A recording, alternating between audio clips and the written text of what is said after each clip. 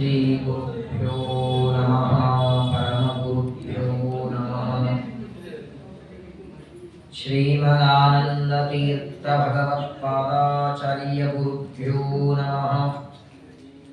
ಸೃಷ್ಟಿಸ್ಥಿತ್ಯಪ್ಯದೇಹಾ ನಿಹತಿ ದೃಶಿತಮೋ ಬಂಧಮೋಕ್ಷಾಶ್ಚ ಯಸ್ಮಾತ್ ಅಸ್ಯ ಶ್ರೀ ಬ್ರಹ್ಮ ರುದ್ರ ಪ್ರಭೃತಿ ಸುರನರದ್ವೀಷ ಶತ್ರುವಾತ್ಮಕಸ್ಯ ವಿಷ್ಣೋರ್ವ್ಯಸ್ತಾ ಸಮಸ್ತಾ ಸಕಲ ಗುಣನಿಧಿಃ ಸರ್ವದೋಷೋ ವ್ಯಪೇತಃ ಪೂರ್ಣಾನಂದಾವ್ಯಯೋ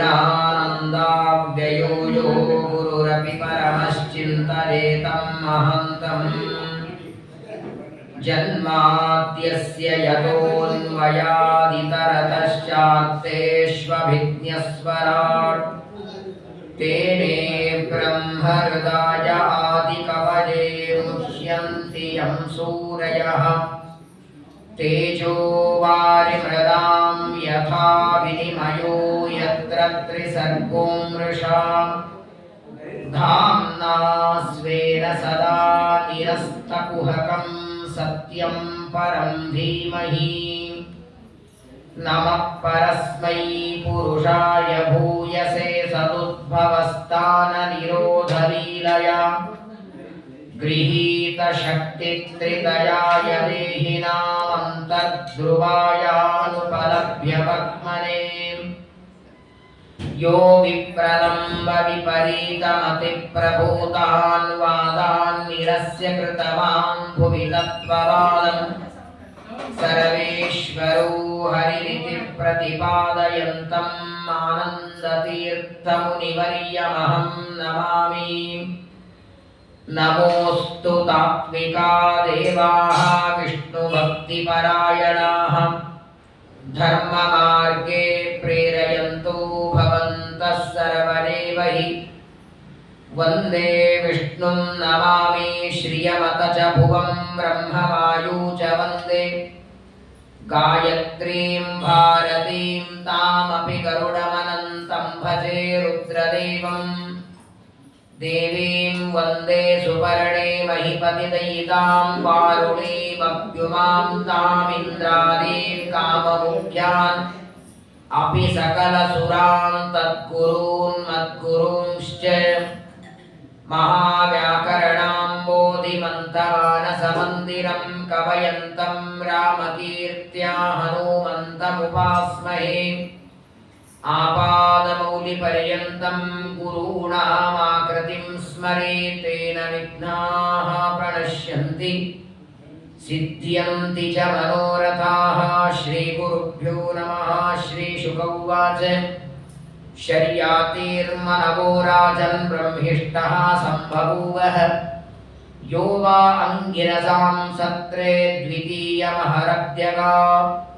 ಸ್ವಸ್ತ್ಯಸ್ತು ಸತಾಂ ಅಶೇಷ ಸನ್ಮಂಗಲಾನಿ ಭವಂತು. ಶ್ಲೋಕೈಕಶ್ರವಣಪಠನಮಾತ್ರೇಣ ಕಥಾ ವಕ್ತುಶ್ಚ ಶ್ರೋತॄಣಾಂ ನಿಖಿಲ ಕಲಿಕತ ಕಲ್ಮಷಾಪನೂತನ ಪಟುತರೆ ಮೋಕ್ಷಾತ್ ಅಖಿಲ ಪುರುಷಾರ್ಥ ಸಾಧನೀಭೂತೆ ಶ್ರೀಮದ್ಭಾಗವತೆ ಮಹಾಪುರಾಣೇ ನವಮಸ್ಕಂದೆ ಯತ್ಕಿಂಚಿತ್ ಪೂರ್ವೋಕ್ತ ಪ್ರಮೇಯಾನುವಾದಃ. ಹರಿ ಓಂ ಹರಿ ಓಂ ಹರಿ ಓಂ. ಶ್ರೀ ಗುರುಭ್ಯೋ ನಮಃ. ಶುಕಾಚಾರ್ಯರು ಪರೀಕ್ಷಿತ ಮಹಾರಾಜರಿಗೆ ಸೂರ್ಯ ಮತ್ತು ಚಂದ್ರವಂಶದ ರಾಜರ ಕಥೆಗಳನ್ನು ವಿಸ್ತಾರವಾಗಿ 100 ವರ್ಷ ಸತತ ಕೇಳಿದರೂ ಸಂಪೂರ್ಣವಾಗಿ ಹೇಳೋದಕ್ಕೆ ಸಾಧ್ಯವಿಲ್ಲ. ಆದರೂ ಸೂರ್ಯ ಮತ್ತು ಚಂದ್ರವಂಶದಲ್ಲಿ ಬರುವ ಪ್ರಧಾನವಾದ ರಾಜರ ಕಥೆಯನ್ನು ನಿನಗೋಸ್ಕರ ನಿರೂಪಣೆ ಮಾಡ್ತೇನೆ ಅಂತ ಪ್ರಾರಂಭದಲ್ಲಿ ಸೂರ್ಯವಂಶದ ಕಥೆಯನ್ನು ಹೇಳುವಾಗ ಪರಮಾತ್ಮನ ನಾಭಿಕಮಲದಿಂದ ಚತುರ್ಮುಖ ಬ್ರಹ್ಮದೇವರು ಹುಟ್ಟಿ ಬರ್ತಾರೆ. ಬ್ರಹ್ಮದೇವರ ಮನಸ್ಸಿನಿಂದ ಮರೀಚಿ ಋಷಿಗಳು, ಮರೀಚಿ ಋಷಿಗಳ ಮಕ್ಕಳು ಕಶ್ಯಪರು. ಕಶ್ಯಪರಿಗೆ 13 ಜನ ಮಡದಿಯರಲ್ಲಿ ಅದಿತಿ ದೇವಿಯಲ್ಲಿ 12 ಜನ ಸೂರ್ಯರು ಮಕ್ಕಳಾಗ್ತಾರೆ. ಅದರಲ್ಲಿ ವಿವಸ್ವಾನ್ ಅನ್ನುವ ಸೂರ್ಯ, ಅವನ ಮಗನೇ ವೈವಸ್ವತ ಮನು. ಅವರಿಂದ ಸೂರ್ಯವಂಶ ಪ್ರಾರಂಭವಾಯಿತು. ಸೂರ್ಯವಂಶದ ರಾಜರ ಕಥೆಯನ್ನು ಹೇಳುವಾಗ ಈ ವಿವಸ್ವಾನನ್ನುವ ಸೂರ್ಯನಿಗೆ ವೈವಸ್ವತ ಮನು ಅಂತ ಮಗನಾಗ್ತಾನೆ. ವೈವಸ್ವತ ಮನುವಿಗೆ 10 ಜನ ಗಂಡು ಮಕ್ಕಳಾಗ್ತಾರೆ. ಶ್ರದ್ಧಾದೇವಿಯಲ್ಲಿ ಇಕ್ಷ್ವಾಕು ನೃಗ ಶರಿಯಾತಿ ಧೃಷ್ಟ ದ್ರಷ್ಟ ಕರುಷಕ ನರಿಷ್ಯಂತ ವೃಷದ್ರ ನಾಭಾಗ ವಿಭು ಅನ್ನುವಂತಹ 10 ಜನ ಗಂಡು ಮಕ್ಕಳು ಸೂರ್ಯನ ಮಗನಾದ ವೈವಸ್ವತ ಮನುವಿಗೆ ಶ್ರದ್ಧಾದೇವಿಯಲ್ಲಿ ಹುಟ್ಟುತ್ತಾರೆ. ಆ ಮಕ್ಕಳ ಕಥೆಯನ್ನ ವಿಸ್ತಾರವಾಗಿ ಹೇಳುವಾಗ ನಿನ್ನೆ ದಿವಸ ವೃಷದ್ರ ರಾಜನ ಕಥೆಯನ್ನ ಕೇಳಿ ಅವನ ವಂಶದಲ್ಲೇನೆ ಮರುತ್ ಅನ್ನುವ ರಾಜ ಬರ್ತಾನೆ ಸೂರ್ಯ ವಂಶದಲ್ಲಿ. ಈ ಮರುತ್ತ ರಾಜನ ಯಜ್ಞದಲ್ಲಿ ದೇವತೆಗಳೆಲ್ಲರೂ ವಿಶ್ವೇ ದೇವತೆಗಳು ಕೈಯೊಳಗೆ ಬಕೆಟ್ ತಗೊಂಡು ಬಡಿಸೋ ಕೆಲಸ ಮಾಡ್ತಿದ್ದಾರೆ. ವಿಶ್ವೇ ದೇವ ಸಭಾಸತ, ಬಹಳ ದೊಡ್ಡ ರಾಜ. ಮರುತ್ತ ರಾಜನ ಕಥೆ 3 ಕಡೆ ಬರುತ್ತೆ. ಭಾಗವತದ ನವಮಸ್ಕಂದದಲ್ಲಿ, ಮಹಾಭಾರತದಲ್ಲಿ ಹಾಗೂ ರಾಮಾಯಣದಲ್ಲಿ 3 ಗ್ರಂಥಗಳಲ್ಲಿಯೂ ಇವನ ಕಥೆ ಬರ್ತದೆ. ಅತ್ಯ ಪ್ರಸಿದ್ಧನಾದವನು. ಮನೆಯಲ್ಲಿ ಒಂದು ಕಾರ್ಯಕ್ರಮ ಯಜ್ಞ ಹೋಮ ಮಾಡಿದರೆ ಪಂಚಪಾತ್ರೆ ದೋತ್ರ ತಮಗೆ ತಾಲಿ ದಕ್ಷಿಣೆ ಕೊಡಬಹುದು. ಮರುತ್ತರಾಜನ ಯಜ್ಞಕ್ಕೆ ಬಂದ ಪ್ರತಿಯೊಬ್ಬ ಬ್ರಾಹ್ಮಣರಿಗೆ ದಕ್ಷಿಣೆ ಕೊಟ್ರೆ ಆ ಕೊಟ್ಟ ದಕ್ಷಿಣೆ ಇವರು ಮನೆ ಕರ್ಕೊಂಡು ತಗೊಂಡು ಹೋಗ್ಲಿಕ್ಕೆ 4 ತಿಂಗಳು ಹಿಡಿದಿದ್ದಾನೆ. ಪ್ರತಿನಿತ್ಯ 100 ಬಂಡಿ ಎತ್ತುಗಳಲ್ಲಿ ಒಯ್ಬೇಕು, ಕೈಯಲ್ಲೆಲ್ಲ. ನಿತ್ಯದಲ್ಲಿ 108 ಎತ್ತಿನ ಬಂಡಿಯೊಳಗೆ ಅವರು ಕೊಟ್ಟ ದಕ್ಷಿಣೆ ಒಯ್ಲಿಕ್ಕೆ 4 ತಿಂಗಳು. ಎಷ್ಟು ದಾನ ಮಾಡಿರಬೇಕು, ಎಂತಹ ಯಜ್ಞ ಅದು. ಇವತ್ತೂ ದೇವತೆಗಳು ಮರುತ್ತರಾಜನ ಯಜ್ಞವನ್ನ ಕೊಂಡಾಡುತ್ತಾರೆ. 400 ಪರ್ವತದಷ್ಟು ಬೆಳ್ಳಿ ಬಂಗಾರವನ್ನ ದಾನ ಕೊಟ್ಟಿದ್ದಾನೆ. ಊಹೆನೆ ಮಾಡ್ಲಿಕ್ಕೆ ಸಾಧ್ಯವಿಲ್ಲ. ಆ ಮರುತ್ತರಾಜ ಎಲ್ಲ ದಾನ ಕೊಟ್ಟಾದ ಮೇಲೆ ಉಳಿದ ಸಂಪತ್ತು ಮುಂದೆ ಕುರುಕ್ಷೇತ್ರದಲ್ಲಿ ಸತ್ತವರ ಶ್ರಾದ್ದವೆಲ್ಲ ಅದರಲ್ಲಿ ಮುಗಿದಿತ್ತದು. ಅಂತಹ ಅಪಾರವಾದ ಸಂಪತ್ತನ್ನು ದಾನ ಕೊಟ್ಟಂತಹ ಮರುತ್ತರಾಜನ ಕಥೆ ಸೂರ್ಯವಂಶದಲ್ಲಿ ಹೇಳಿ 10 ಜನ ಗಂಡು ಮಕ್ಕಳಲ್ಲಿ 2 ಕಥೆಯನ್ನು ಹೇಳಿದ್ದಾರೆ. ಈಗ 3ನೇ ಮಗ ವೈವಸ್ವತ ಮನುವಿನ 3ನೇ ಮಗ ಶರಿಯಾತಿ ಅಂತ, ಅವನ ಕಥೆಯನ್ನ ಶುಕಾಚಾರ್ಯ ಹೇಳ್ತಾರೆ. ವಾಸ್ತವಿಕವಾಗಿ ಶರಿಯಾತಿ ರಾಜನಿಗೆ 3 ಜನ ಗಂಡು ಮಕ್ಕಳು, 3 ಜನ ಗಂಡು ಮಕ್ಕಳು, 1 ಹೆಣ್ಣು ಮಗಳು. ಆದರೆ ಶುಕಾಚಾರ್ಯರು ಕಥೆ ಹೇಳುವಾಗ ಮಗಳ ಕಥೆಯನ್ನ ವಿಸ್ತಾರ ಹೇಳ್ತಾರೆ, ಮಕ್ಕಳ ಕಥೆ ಹೇಳೋದೇ ಇಲ್ಲ. ಶರಿಯಾತಿ ರಾಜನ 3 ಜನ ಗಂಡು ಮಕ್ಕಳ ಹೆಸರು ಹೇಳ್ತಾರೆ, ಅವರ ಮಕ್ಕಳು ಯಾರು ಅಂತ ಆ ವಂಶ ಮುಂದೆ ಬರೋದು ಹೇಳಿಬಿಡ್ತಾರೆ. ಆದರೆ ಮಗಳ ಕಥೆ ಮಾತ್ರ ವಿಸ್ತಾರ ಹೇಳ್ತಾರೆ. ಕಾರಣ, ಆ ಶರಿಯಾತಿ ರಾಜನ ಮಗಳು ಸುಕನ್ಯಾ, ಅವಳ ಗಂಡನೆ ಚವನ ಋಷಿಗಳು. ಆ ಚವನ ಋಷಿಗಳ ಅನುಗ್ರಹ ನಮ್ಮ ಮೇಲಾಗಬೇಕು ಅಂತಹ ಋಷಿಗಳ ಕಥೆ ಒಳಗೊಂಡದ್ದರಿಂದ ಮಗಳ ಕಥೆಯನ್ನು ಹೇಳ್ತಾರೆ. ವೈವಸ್ವತ ಮನುವಿನ 3ನೇ ಮಗನಾದ ಶರಿಯಾತಿಗೆ ಸುಕನ್ಯಾ ಅಂತ ಮಗಳು. ಈ ರಾಜನೇ ಸಾಮಾನ್ಯವಲ್ಲ. ಶರಿಯಾತಿ ರಾಜ ಯೋಗ ಅಂಗಿರಸಾಂ ಸತ್ರೆ ದ್ವಿತೀಯಂ ಅಹರಧ್ಯಗ. ಈ ಶರಿಯಾತಿ ರಾಜ ಅಂಗಿರಸ ಋಷಿಗಳು ಯಜ್ಞ ಮಾಡಿದರೆ ಅವರ ಯಜ್ಞದಲ್ಲಿ 7ನೇ ದಿನ ಮಂತ್ರಗಳನ್ನು ತಾನೇ ಉಚ್ಚಾರ ಮಾಡಿ ಯಜ್ಞವನ್ನ ಪೂರ್ಣ ಮಾಡಿದವ. ನೋಡಿ, ಹಿಂದಿನ ಕಾಲದಲ್ಲಿ ನೀವು ಯಾವುದೇ ಇಡೀ ಸೂರ್ಯವಂಶ ಚಂದ್ರವಂಶ ಕೇಳಿ, ಮಹಾಭಾರತದಲ್ಲಿ ಕೇಳಿ, ಹರಿವಂಶದಲ್ಲಿ ಕೇಳಿ, ಎಲ್ಲ ರಾಜರು ತಮ್ಮ ಮಕ್ಕಳಿಗೆ ಉಪನಯನ ಆದ ಮೇಲೆ ಮೊದಲು ವೇದಗಳ ಪಾಠ ಹೇಳ್ತಿದ್ರು, ಆಮೇಲೆ ರಾಜ ಆಗೋ. ಕಂಪಲ್ಸರಿ 4 ವೇದಗಳ ಪಾಠ ಕಡ್ಡಾಯವಾಗಿ ಎಲ್ಲ ರಾಜರು ತಮ್ಮ ಮಕ್ಕಳಿಗೆ ಹೇಳಲೇಬೇಕು.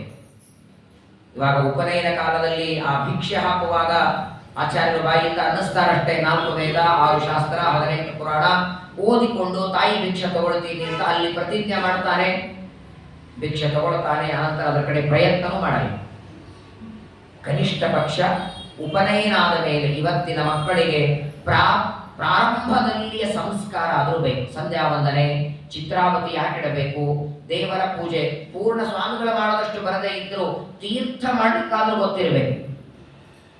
ದೇವರ ಪೂಜೆ ಮಾಡುವುದು ಕೂಡಿಸಿದ್ರೆ ಎಲ್ಲ ದೇವರು ಒಂದೇ ತಟ್ಟೆಯಲ್ಲಿ ಹಾಕಿ ತೊಳೆದು ಬಿಟ್ರೆ, ಶಾಲಿಗ್ರಾಮ ಬೇರೆ, ಲಕ್ಷ್ಮಿ ಬೇರೆ, ಆ ದೇವತೆಗಳ ತಾರತಮ್ಯ ಗೊತ್ತಿರಬೇಕು, ಪೂಜಾ ವಿಧಾನ ಗೊತ್ತಿರಬೇಕು. ವೈಶ್ವದೇವ ಅಂದ್ರೇನು, ನೈವೇದ್ಯ ಅಂದ್ರೇನು, ಗಣಪತಿ ಪೂಜೆ ಅಂದ್ರೇನು, ಪ್ರಾರಂಭದ ಜ್ಞಾನವೂ ಇವತ್ತಿನ ಮಕ್ಕಳಿಗೆ ಅವಶ್ಯಕ ಇದೆ. ಶ್ರಾದ್ದದ ಬಗ್ಗೆ ಜ್ಞಾನ ಇರಲಿ, ಶ್ರಾದ್ದ ಮಾಡೋದು ಬೇಡ. ತಂದೆ ತಾಯಿಗಳು ಮರಣಾದ ಮೇಲೆ ಮಾಡೋದನ್ನ ಶ್ರಾದ್ದ ಅನ್ನುವ ವಿವೇಕ, ತಿಳುವಳಿಕೆ ಅವಶ್ಯಕವಾದದ್ದು. ಅದನ್ನ ಇಲ್ಲಿ ನೋಡ್ತೀವಿ ನಾವು. ಆ ಶರಿಯಾತಿ ರಾಜ ದೊಡ್ಡ ರಾಜನಾದರೂ ಕೂಡ ಪ್ರತಿನಿತ್ಯದಲ್ಲಿ ಗಾಯತ್ರಿ ಜಪವನ್ನ ದೊಡ್ಡ ದೊಡ್ಡ ಯಜ್ಞಯಾಗಗಳಲ್ಲಿ ತಾನು ಮಂತ್ರಗಳ ಹೇಳ್ತಾ ಇದ್ದ. ಅಂತಹ ದೊಡ್ಡ ರಾಜ. ಇವರಿಗೆ ಒಬ್ಬಳೇ ಮಗಳು ಸುಕನ್ಯಾ, 3 ಗಂಡು ಮಕ್ಕಳು.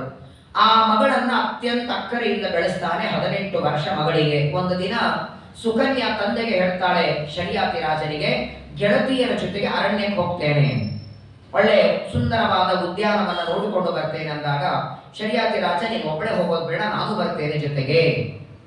ಸರಿ ಅಂತ ರಾಜ ತಾನು ಹೊರಟಿದ್ದಾನೆ. ತನ್ನ ಸೈನ್ಯ ಜೊತೆಗೆ ಮಗಳು, ಮಗಳ ಗೆಳತಿಯರು ಎಲ್ಲರೂ ಸೇರಿ ಬಂದಿದ್ದಾರೆ.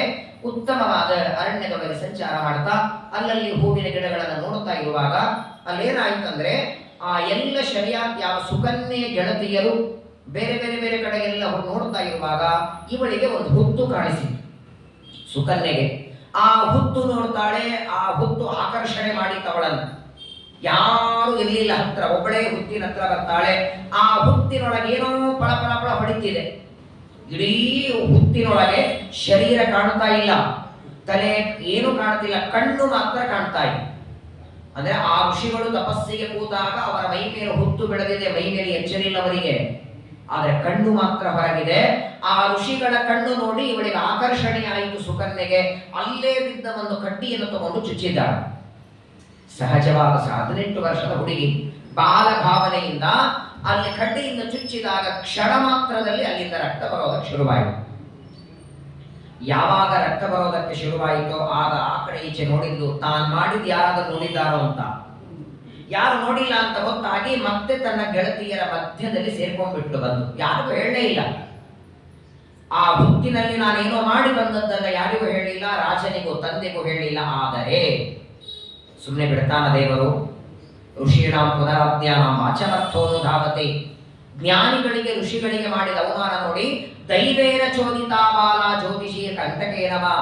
ಒಂದೇ ಕ್ಷಣ ಯಾವಾಗ ಕಡ್ಡಿಯಿಂದ ಚುಚ್ಚಿದ್ದಾಳೆ, ಚುಚ್ಚಿ ಬಂದ ಮರುಕ್ಷಣದಲ್ಲಿ ರಾಜನಿಗೆ, ರಾಜನ ಸೈನಿಕರಿಗೆ ಮಲಮೂತ್ರ ನಿಂತೋಯ್ತು.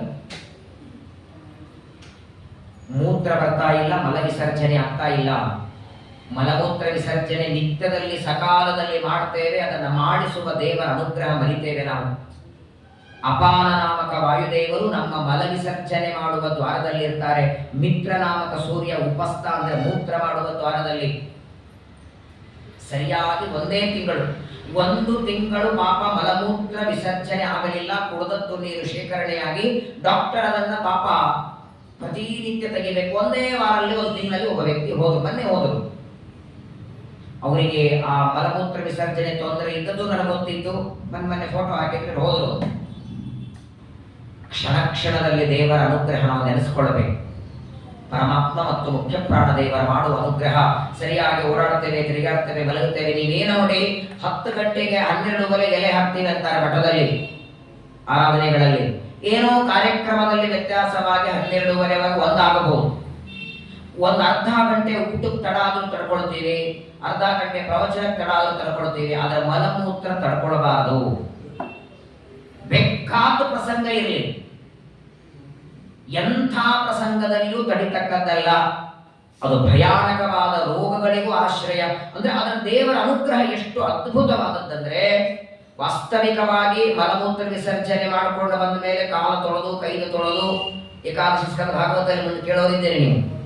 ಮಲಮೂತ್ರ ವಿಸರ್ಜನೆ ಮಾಡಿದ ಮೇಲೆ ಸಾಧ್ಯವಾದರೆ ಸೊಂಟದಷ್ಟು ಸ್ನಾನ ಮಾಡಬೇಕಂತ. ಸೊಂಟದಷ್ಟು ಸ್ನಾನ ಮಾಡಬೇಕು. ಆ ಮಲಮೂತ್ರ ವಿಸರ್ಜನೆ ಮಾಡಿದ ಬಟ್ಟೆ ಬಿಚ್ಚಬೇಕು, ಬೇರೆ ಬಟ್ಟೆ ಉಡಬೇಕು. ಎಲ್ಲದಕ್ಕೂ ಸಂಧ್ಯಾ ವಂದನೆ, ಗಾಯತ್ರಿ ಜಪಕ್ಕಲ್ಲ. ಪ್ರವಚನಕ್ಕೆ ಬರೋದಾದರೂ ಮಲಮೂತ್ರ ವಿಸರ್ಜನೆ ಮಾಡಿದ ಬಟ್ಟೆ ಮೇಲೆ ಪ್ರವಚನ ಕೇಳಬಾರದು. ಯಾಕಂದ್ರೆ ಇದು ಒಂದು ಯಜ್ಞವೇ. ದೇವರ ಪೂಜೆ, ಜಪ, ಪಾರಾಯಣ ಮಾಡುವಾಗ ಮಾತ್ರವಲ್ಲ, ಪ್ರವಚನಕ್ಕೆ ಹೋಗಬೇಕಾದರೂ ಮಲಮೂತ್ರ ವಿಸರ್ಜನೆ ಮಾಡಿದ ಬಟ್ಟೆ ಮೇಲೆ ಬರ್ತಕ್ಕಂಥ. ನಾವಿಲ್ಲಿ ಬಂದೇ ವಿಸರ್ಜನೆ ಮಾಡಿರ್ತೀವಿ. ಕನಿಷ್ಠ ಪಕ್ಷ ಕೈ ಕಾಲು ತೊಳ್ಕೊಳ್ಬೇಕು. ಅದು ನೋಡಿ, ಕಾಲು ಒಳಕಾಲವರೆಗೆ ತೊಳ್ಕೊಳ್ಬೇಕಂತೆ, ಕೈಗಳು ಒಳಕೈವರೆಗೆ ತೊಳ್ಕೊಳ್ಬೇಕು, ಮಣ್ಣಚ್ಚಿ ತೊಳ್ಕೊಳ್ಬೇಕು. 16 ಬಾರಿ ಬಾಯಿಯಲ್ಲಿ ನೀರು ಹಾಕಿ ಉಗುಳ್ಬೇಕಂತ. 8, 16, 32. ಮೂತ್ರ ವಿಸರ್ಜನೆ ಮಾಡಿದಾಗ 8, ಮಲ ವಿಸರ್ಜನೆ ಮಾಡಿದರೆ 16, ಊಟ ಮಾಡಿ ಕೈ ತೊಳ್ಕೊಂಡ ಮೇಲೆ 32 ಬಾರಿ ನೀರು ಹಾಕಿ ಉಗುಳ್ಬೇಕು. ನೀವಂತೀರ ಆಚಾರ ನದಿ ದಂಡೆಯಲ್ಲಿ ಮನೆ ಕಟ್ಟಿಸ್ಬೇಕು. ಬರೋದೇ 3 ದಿನಕ್ಕೆ. ನೀವು ಹೋದಾಗೆಲ್ಲ 16 ಬಾರಿ ಮುಳುಗಿದ್ರೆ ನೀರು ಉಗ್ಗಿಸ್ಬೇಕು ಅಂದ್ರೆ ಟ್ಯಾಂಕ್ ಖಾಲಿ ಆಗುತ್ತೆ. ಹಾಗಾಗಿ ಹಿಂದಿನ ಕಾಲದಲ್ಲಿ ಯಾಕೆ ನದಿದಂಡೆಯಲ್ಲಿ ಕಟ್ತಿದ್ರು ಗೊತ್ತಾ? ಮನೆಯನ್ನ ನದಿದಂಡೆಯಲ್ಲಿ, ಅಥವಾ ಮೊದಲು ಮನೆ ಕಟ್ಟಿದ್ರೆ ಬಾವಿನೋ ಬೋರ್ವೆಲ್ ಹೊಡೆಸೋದು ಇದಕ್ಕೇನೆ. ಹಾಗಾಗಿನೇ ಇದನ್ನ ಬಹಳ ಜೋರಾಗಿ ಹೇಳೋ ಹಾಗೋದಿಲ್ಲ. ಏಕಾದಶ ಸ್ಕಂದದಲ್ಲಿ ಇದನ್ನು ವಿವರಣೆ ಕೊಡ್ತಾನೆ. ಕನಿಷ್ಠ ಪಕ್ಷ 4 ಬಾರಿ ಆದರೂ ಬಾಯಲ್ಲಿ ನೀರು ಹಾಕೊಂಡು ಉಗುಳ್ಬೇಕಂತೆ. ಮಲಮೂತ್ರ ವಿಸರ್ಜನೆ ಇದು ದೇವರ ದೊಡ್ಡ ಅನುಗ್ರಹ ಇದು. ನೋಡಿ, ಆ ಚವನ ಋಷಿಗಳ ಅರ್ಥಾತ್ ಹುತ್ತಿನಲ್ಲಿ ಕೂತ ಋಷಿಗಳ ಕಣ್ಣಿಗೆ ಸುಕನ್ಯೆ ಕಡ್ಡಿಯಿಂದ ಚುಚ್ಚಿದ್ದಾಳೆ. ಆದರೆ ಕ್ಷಣದೊಳಗೆ ಎಲ್ಲ ಸೈನಿಕರಿಗೆ ರಾಜರ್ಷಿ ಸ್ತಮೋಪಾಲಭ್ಯ ಪುರುಷ ವಿಸ್ಮಿತೋಪ್ರವಿ ಎಲ್ಲರ ಹೊಟ್ಟೆ ಶುರುವಾಯಿತು. ಹೊಟ್ಟೆ ಉಬ್ಬಿ ನಗಾರಿಯಾಗಿದೆ, ಮೂತ್ರ ಬರ್ತಾ ಇಲ್ಲ, ಮಲ ವಿಸರ್ಜನೆ ಆಗ್ತಾ ಇಲ್ಲ. ಸೈನಿಕರೆಲ್ಲ ಬಿದ್ದಲ್ಲಿ ಹೊರಳಾಡುತ್ತಿದ್ದಾರೆ. ಇಲ್ಲಿ ಮಾತ್ರ ಅಲ್ಲ, ರಾಜ್ಯದೊಳಗೆ ಪ್ರಜೆಗಳಿಗೆಲ್ಲ ನಿಂತೋಯಿತು. ಯಾವಾಗ ಒಂದು ಕ್ಷಣದಲ್ಲಿ ಮಲಮೂತ್ರ ವಿಸರ್ಜನೆ ನಿಂತೋಯಿತು, ಶರಿಯಾತಿ ರಾಜ ಎಲ್ಲರನ್ನ ಕರೆದು ಹೇಳ್ತಾನೆ, ನಮ್ಮಲ್ಲಿ ಯಾರಾದರೂ ಏನೋ ದೊಡ್ಡವರಿಗೆ ದ್ರೋಹ ಮಾಡಿದ್ದೆ, ಏನೋ ಆಗಿದೆ. ಏಕಕಾಲದಲ್ಲಿ ಎಲ್ಲರಿಗೆ ಮಲಮೂತ್ರ ವಿಸರ್ಜನೆ ನಿಲ್ಲೋದಿಲ್ಲ, ಏನೋ ಆಗಿರಬೇಕು. ಒಬ್ಬರಿಗೋ ಇಬ್ಬರಿಗೋ ಆದರೆ ಏನೋ ಕಿಡ್ನಿ ಲಿವರ್ ಏನೋ ಆಗಬೇಕು. ಎಲ್ಲರಿಗೂ ಅದು ಚೆನ್ನಾಗಿರೋ ವ್ಯಕ್ತಿ, ಒಂದು ಕ್ಷಣದ ಹಿಂದೆ ಆರೋಗ್ಯವಾಗಿದ್ದ ವ್ಯಕ್ತಿಗೆ ಮಲಮೂತ್ರ ನಿಂತಿದೆ, ಏನೋ ಅಪರಾಧ ನಡೆದಿದೆ, ಯಾರು ಏನ್ ಮಾಡಿದ್ದೀರಿ ಸರಿಯಾಗಿ ಹೇಳಿ ಅಂತ ಎಲ್ಲರನ್ನ ಕರೆದು ಕೇಳ್ತಾನೆ. ಆದ್ರೆ ಸುಕನ್ಯಾ ತಡಿಲಿ ಗೊತ್ತಾಯ್ತು ಬಳಿಗೆ, ನಾನು ಮಾಡಿದ್ದನ್ನ ಹೇಳ್ಕೊಳ್ಳದೆ ಇದ್ರೆ ನನ್ನ ಕಾರಣದಿಂದ ಸೈನಿಕರೆಲ್ಲ ಸತ್ತೋಗ್ತಾರೆ, ಪ್ರಜೆಗಳಿಗೆ ಆಗುವ ಅನರ್ಥ ತಪ್ಪಿಸ್ಬೇಕು ಅಂತ ಪಾಪ ಪ್ರಾಮಾಣಿಕವಾಗಿ ಬಂದು ತಂದೆಗೆ ಹೇಳ್ತಾಳೆ. ದ್ವೇ ಜ್ಯೋತಿಷಿ ಅಜಾನಂತ್ಯ ನಿರ್ಭಿನ್ನೆ ಕಂಟಕೇನತೆ. ತಂದೆಗೆ ಹೇಳ್ತಾಳೆ ಸುಕನ್ಯಾ, ಆಡ್ತಾ ಆ ಹುತ್ತಿನ ಹತ್ರ ಹೋಗಿದ್ದೆ, ಏನೋ ಫಳಫಳ ಹೊಡಿತಾ ಇದೆ ಅಂತ ನೋಡಿ ಕಡ್ಡಿಯಿಂದ ಚುಚ್ಚಿದೆ, ಅಲ್ಲಿಂದ ರಕ್ತ ಬರೋದಕ್ಕೆ ಶುರುವಾಯಿತು. ಕ್ಷಣ ಮಾತ್ರದಲ್ಲಿ ಶರಿಯಾತಿ ರಾಜ ಬರ್ತಾರೆ, ಹುತ್ತೆಲ್ಲ ಸರಿಸಿ ನೋಡುತ್ತಾನೆ. ಜ್ಞಾನಿಗಳಾದ ಚವನ ಋಷಿಗಳು ಕೂತಿದ್ದಾರೆ, ಸಮಾಧಿಯೊಳಗಿದ್ದಾರೆ. ಸಮಾಧಿಯಲ್ಲಿದ್ದ ಋಷಿಗಳಿಗೆ ಮೈ ಮೇಲೆ ಹುತ್ತು ಬೆಳಗದ್ದು ಎಚ್ಚರಿಲ್ಲವರಿಗೆ. ಭಗವಂತನಲ್ಲಿ ಮನಸ್ಸಿಟ್ಟಿದ್ದಾರೆ. ಆಗ ರಾಜ ಮಾತ್ರ ಶರಿಯಾತಿ ರಾಜ ಪ್ರಾರ್ಥನೆ ಮಾಡ್ತಾನೆ. ಪ್ರಾಯ ಮನೆಯಲ್ಲಿ ಮಕ್ಕಳು ಮಾಡಿದ ತಪ್ಪಿಗೆ ತಂದೆನೇ ದಂಡ. ಶಾಸ್ತ್ರವೇ ಹೇಳುತ್ತಲ್ಲ, ಮನೆಯಲ್ಲಿ ಮಕ್ಕಳು ತಪ್ಪು ಮಾಡಿದರೆ ಅದರ ಜವಾಬ್ದಾರಿ ಮನೆ ಯಜಮಾನ. ಗುರುಕುಲದಲ್ಲಿ ವಿದ್ಯಾರ್ಥಿಗಳು ಮಾಡಿದ ತಪ್ಪಿಗೆ ಗುರುಗಳು ಯಜಮಾನರು. ರಾಜ್ಯದಲ್ಲಿ ಪ್ರಜೆಗಳು ಮಾಡಿದ ತಪ್ಪಿಗೆ ರಾಜ.